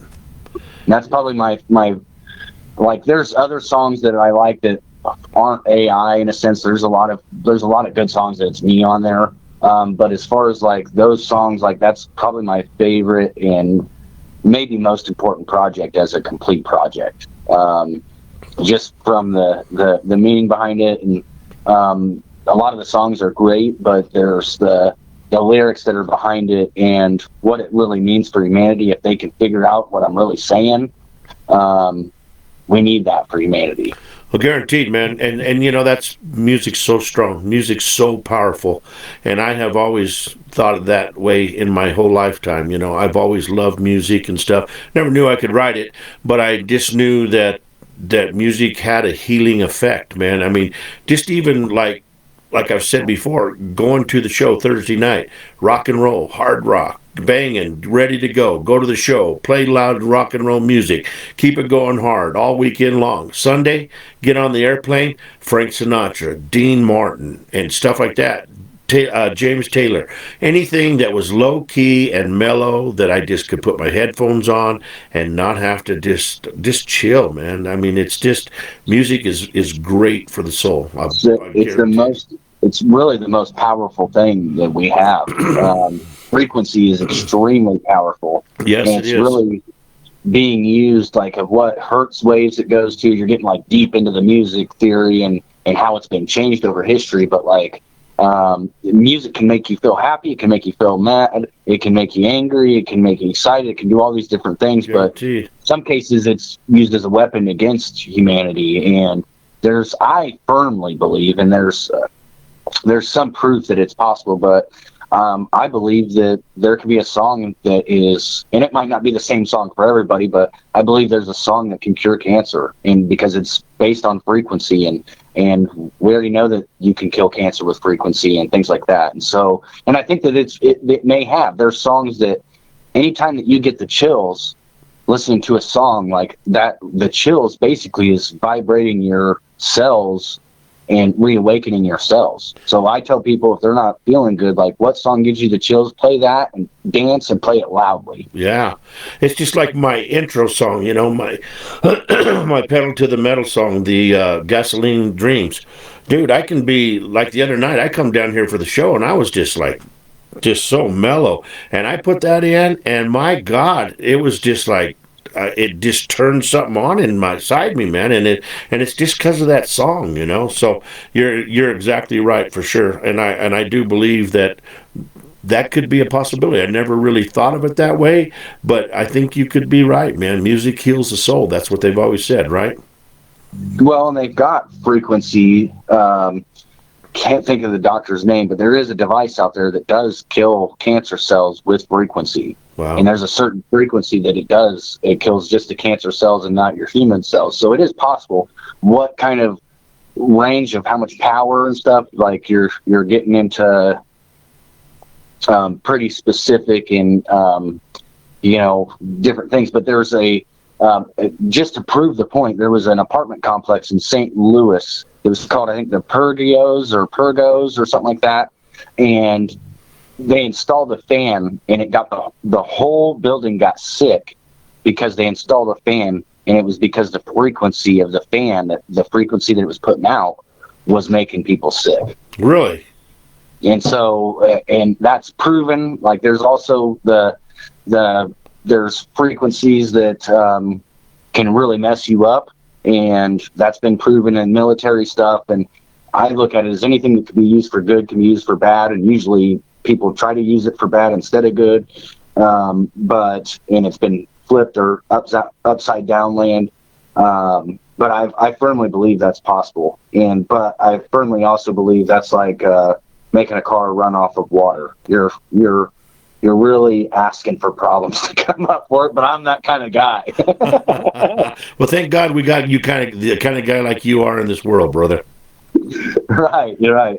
Well, and it's like, if I look at it as like, if I have the knowledge of the missing piece of puzzle that you or some artist needs to save the world, maybe I'm not supposed to save the world. Right. Maybe I'm just supposed to help facilitate others to save the world. Right. And that's the kind of way I look at it. So if I can give, that's why I just try to give out as much information I know, and I'm confident in my information because it's my life's work, and I've spent, I'm sure, more time than anybody else on these subjects. And so it's where, like, I have a lot of knowledge in them, but I'm confident because I've spent hours and years just dialing this stuff down. Like, people have been working 9 to 5s. I've been doing this my whole life. Well, dude, I'm thankful to have you in my life, brother. I mean that for sure, guaranteed. So. I am as well. And if we get a monster truck show out to, Castle Rock, I've got to try to figure out how to come to that too. Oh, guaranteed, man. Now we will have one in Colorado Springs for sure. That'll be towards the end of the year, but we'll have different promoters on here like Ed. Maybe he's got something in the works around or something like that. You never know where these guys are trying to find shows at because it's their livelihood. So if I hear something, I'll definitely keep you in mind, bro. Most definitely, and I'd like to, when your schedule gets cleared up with some of your other guys, I'd like to come back and kind of go over like you said, some of the music stuff and more detailed stuff. Oh, dude, you're definitely coming back on. So, and we'll make that happen soon. We'll get you booked out. Maybe we'll get you back. Maybe March or something like that, and we'll get you going, and so you can come back in and we can talk. Because by then, I'll definitely have the platform for the AI music and all that, and I say it's going to be an hour show, but dude, I know me and you, if we could turn it into a 5-hour show if we had to. It's just that way. I mean, we could like we didn't even really talk about it. Right? No, we haven't touched the icing on what you have, the knowledge that you have, And I just, of course, like I say to everybody, I always find my next question in what you're saying about the question that I just asked. So it's just it's the listening portion of it. You got to listen to the story, and the story will always help you create the next answer for sure. That's what I believe in. You're such a good interviewer. Like I've interviewed people myself, and I go back and look at some of those interviews. I'm like, man, I really dropped the ball. Like I could have asked this or that or this or that, and like your interviews are so good. That's why I want musicians to come in, and so that they can tell their story, but have it like the way that you interview people is like from, I don't want to say like the neighbor next door, but like the local town guy that's your buddy or something. You know what I mean? Like you're really good with just getting more information and going deeper and pulling out the information that they're not thinking of necessarily. Right. Well, that's what my shows have always been. My shows have always been I want to know more about the person than I do what the person really does, because what the person really does is already public knowledge, but the public knowledge is not what's that person about. Tell me your history, tell me your story about your addiction days and stuff like that, and tell me about your days about saving children and stuff like that. Nobody knows that kind of stuff, man, and that just people feed on that kind of stuff because you put them into the story with you. Now the listeners on my show tonight have become part of your life because they heard your life story sort of, and they feel like, wow, I really know this guy, and that's just through the art of conversation, man. And that's a lot of what this world is not having anymore is conversation. We just and this have it. The monster truck industry specifically really needs that. You're filling a role that I don't think that people really understand what you're bringing to the table yet. Well, and I hope to get that out there to people because, I've always said that I've got this certain thing in my life that I want to bring to the table, and I just want to be known that, hey, Roller, he really brought out the industry, and because I love this industry, man. I love the monster trucks, dude. I loved them since I was a kid, and I'm not a great stats guy. I mean, there's guys out there that know the stats on everything, you know. The stats don't interest me, man. I want to know what that driver does and stuff, man. I want to know all about you and stuff, and that's what my story is. And if I ever do make it they have one closet door at the MTR at the Monster Truck Hall of Fame, and it's the broom closet door. If I can make it on the back side, and I can say that I made it into the Monster Truck Hall of Fame, I'm happy, man. I'm happy that people listen to my story, you know, and that's what it's about. Well, that's here in Indiana. We got to make that happen anyway. Yeah, well, I can show up and protest if needed. I mean, I got them. Well, maybe we'll talk, you know. But no, that's a deal that you know. I mean, hey, I can physically say, you know, probably 90% that I was really the first one that started. Internet program on monster trucks when I started Monster Truck Radio. I really can feel that I was one of the first ones to start the program to where we talked a little bit about trucks, but we talked more about the drivers, and that's where I really feel that my strength is, and that's what I want to continue with. That's why I brought the program back, man. That's why. Yeah, you're good at it. You know what I mean? Like I once people can share on your new page and stuff, I think you're gonna get a lot more views, and people are gonna not just fall in love with, you know, the people that you have coming onto the show, but they're gonna fall in love with you and what you bring to the table, and right. And the industry will, you know, they want their stuff to be more known. They want to have their story told in the right way. Yeah, and you do that, and so I see the future that you'll be more than just on that closet door, really. Right. Well, you know, Rome wasn't built in a night, right? Right. And they told I had a guy that got me into the podcast deal. He said, you know, if you're getting into this podcast deal to make money, he said, then you might as well just hang it up. He said, you got to get in there and you got to create a purpose. You got to have a purpose while you're doing this podcast. You got to have a passion for it. And he was just like you. He was telling me, and I think that this story, because that's what we first decided on Monster Truck Radio. He said, well, what are you going to do? Just talk about monster trucks? And I was like, no. I'm not. I'm going to talk about what the driver does when he's off. And I would surprise some of these drivers, you know. I would talk to them and say, so how's your dog doing? And I named the dog. Well, I did a lot of background research on the driver, and that brought stories out, man. And they're like, wow.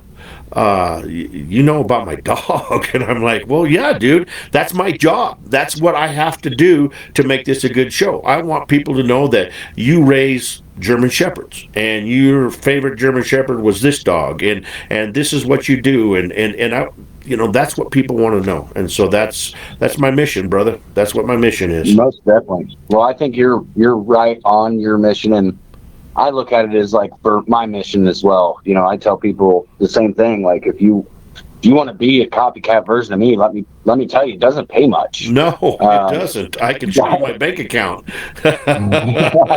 You know, but God has always provided. Yes. And yeah, it's where, like, I feel like if I do what I'm supposed to do, it's all going to work out. Yes, it is. And that's all I've got to do and can do is what I'm supposed to do. Yeah. So, and fortunately, that's put me in some wild situations in the content realm or in the music realm. And I mean, it's put me in, you know, where places where people dream of, really, and dream jobs and things like that. And so now that I'm not rich by any means, but I mean, we still eat and we've got a shelter, you know what I mean? And so if I just, you know, keep pushing along, doing what I'm supposed to do, one day it's going to pay off. Yeah. You know, I've always had faith, really strong faith.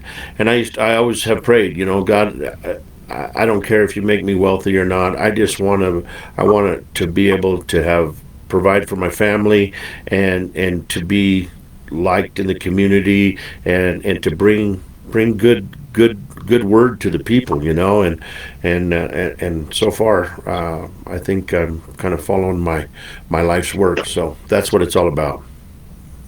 Well, you're getting there, man, and you're getting to that point of like where it's going to start. Just your momentum is starting to take off. You know what I mean? So as a content creator and stuff like that, like starting is the hardest part, Right? And so having it where you got, you're learning as you're going, but there'll be this, the time, and it's probably going to be close to when your page where you can share it, and some of these other technical things that are holding you back aren't anymore. Right. You're going to just see a huge increase, and when that happens, now you're getting new people in that maybe aren't even monster truck fans, you know what I mean? But they may end up being a monster truck fan before they log off of your page. Right. And so what a blessing to monster truck drivers of like, it's not going to do you would do no good just to be an echo chamber of the industry that nobody sees outside of the industry. Right. Yeah. And so we've got to, it's not going to do any good for them. It's not going to do any good for you, so as we get you to outside of that echo chamber, where other people can hear and see your content and things like that and engage, it's gonna. I think you'll be shocked of the difference in how fast it can go. And like I said, it can get addicting. It's you're gonna get dopamine hits. You'll go viral, and you're gonna be like, man, this is awesome. I need to, I got to go viral again. It's like announcing a show or hitting a big stunt in a truck or something. You're like, man, I got to feel that again. And it causes people to lose track of what they're doing because they, and I can go viral any moment I want to. But is it what I want to be viral for? Right. That's the hard one. Yeah, that's the truth. That is the truth. Guaranteed for sure, man. It's just, just that guy from the radio station, my friend making a call to this guy and letting this guy listen to my music, and this guy calling me and saying, hey, I want you to play your music on my station. I was like, wow.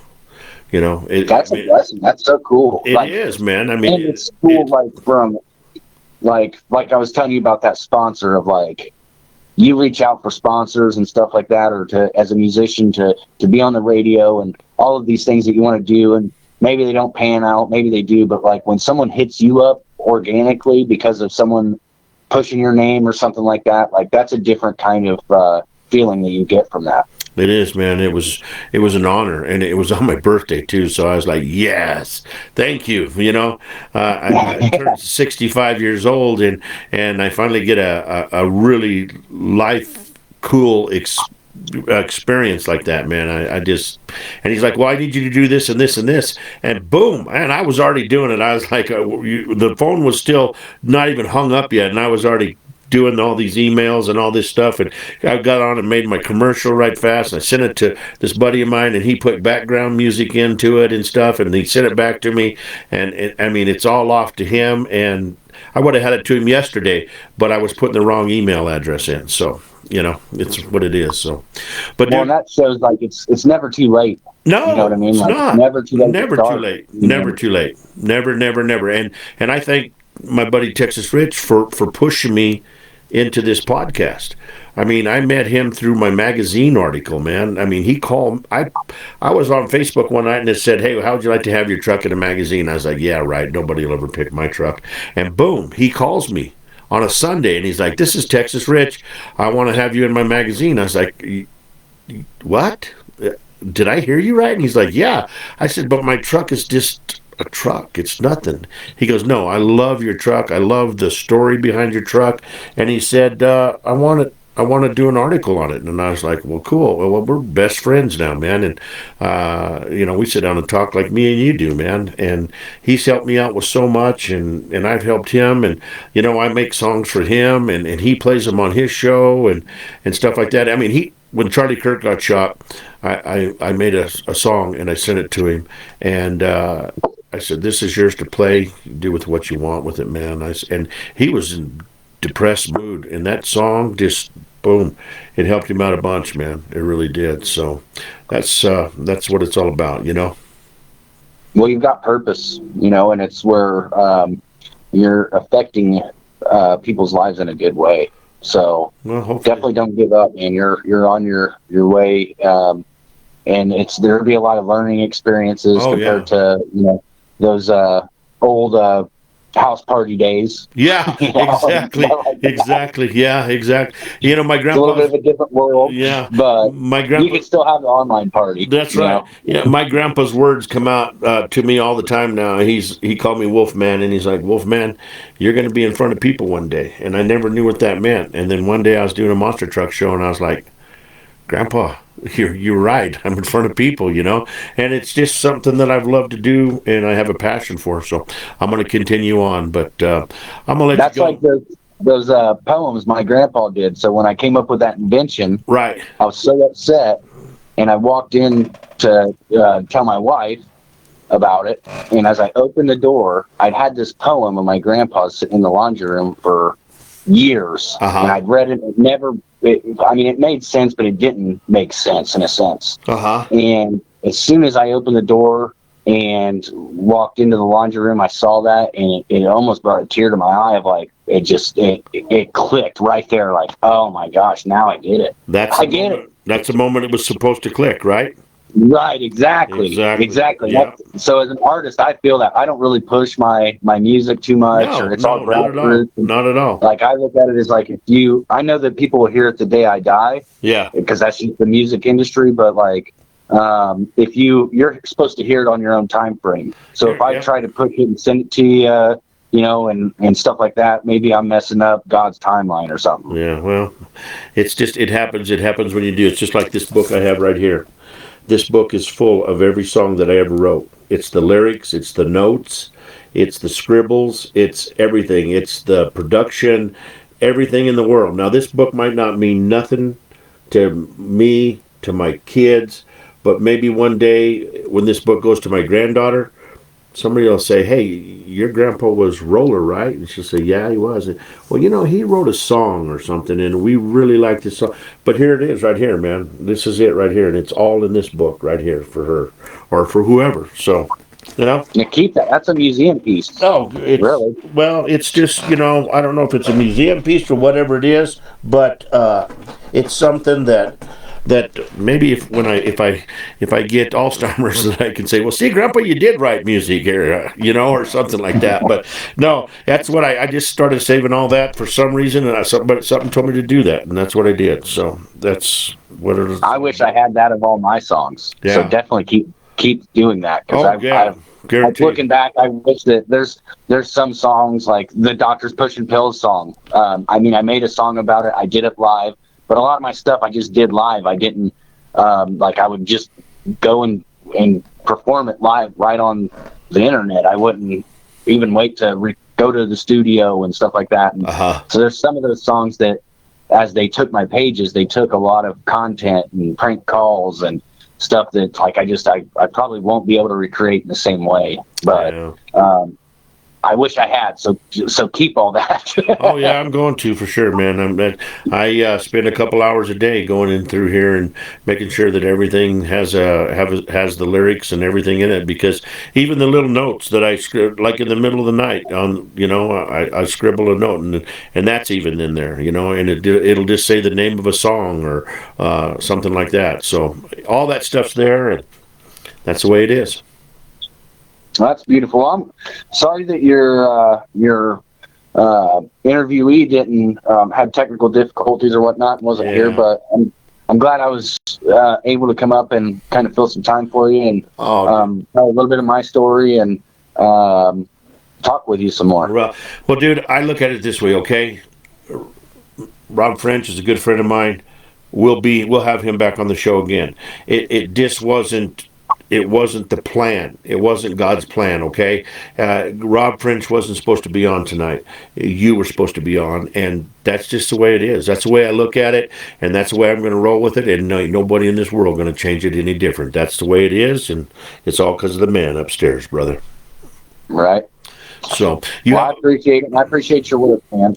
All right. Well, thank you very much, and I do too. You the same way, man. I feel the same way about you. So you have a blessed night, and stay warm up there in that cold country, bro.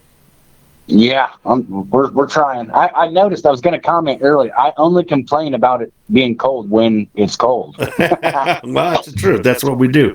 But like I told you, man, if you're looking for a specific item, get a hold of me. Maybe I can find it here for you and send it your way, okay? Most definitely. Most definitely. All right, brother. I'll talk to you soon. All right. All right, guys.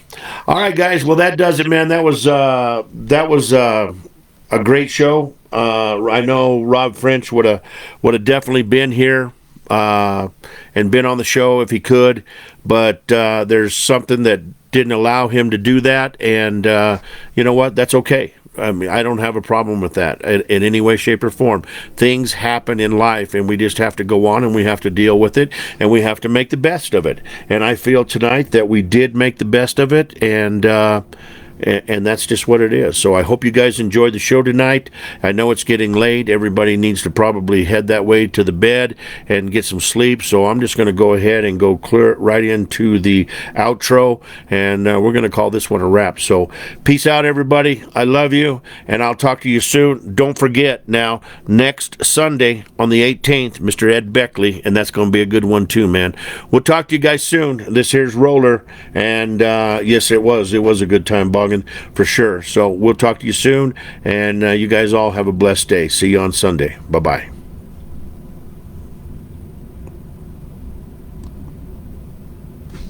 All right, everyone, that's going to wrap it up for this episode of Pedal to the Metal. I want to send out a huge thank you to each and every one of you for tuning in and supporting the show. I also want to thank all of our amazing sponsors. You're the ones that help keep the wheels turning, and we truly appreciate you. Be sure to join us every Wednesday and Sunday. We kick things off with music at 6 p.m. each night, and the full show starts at 7 p.m. Mountain Standard Time.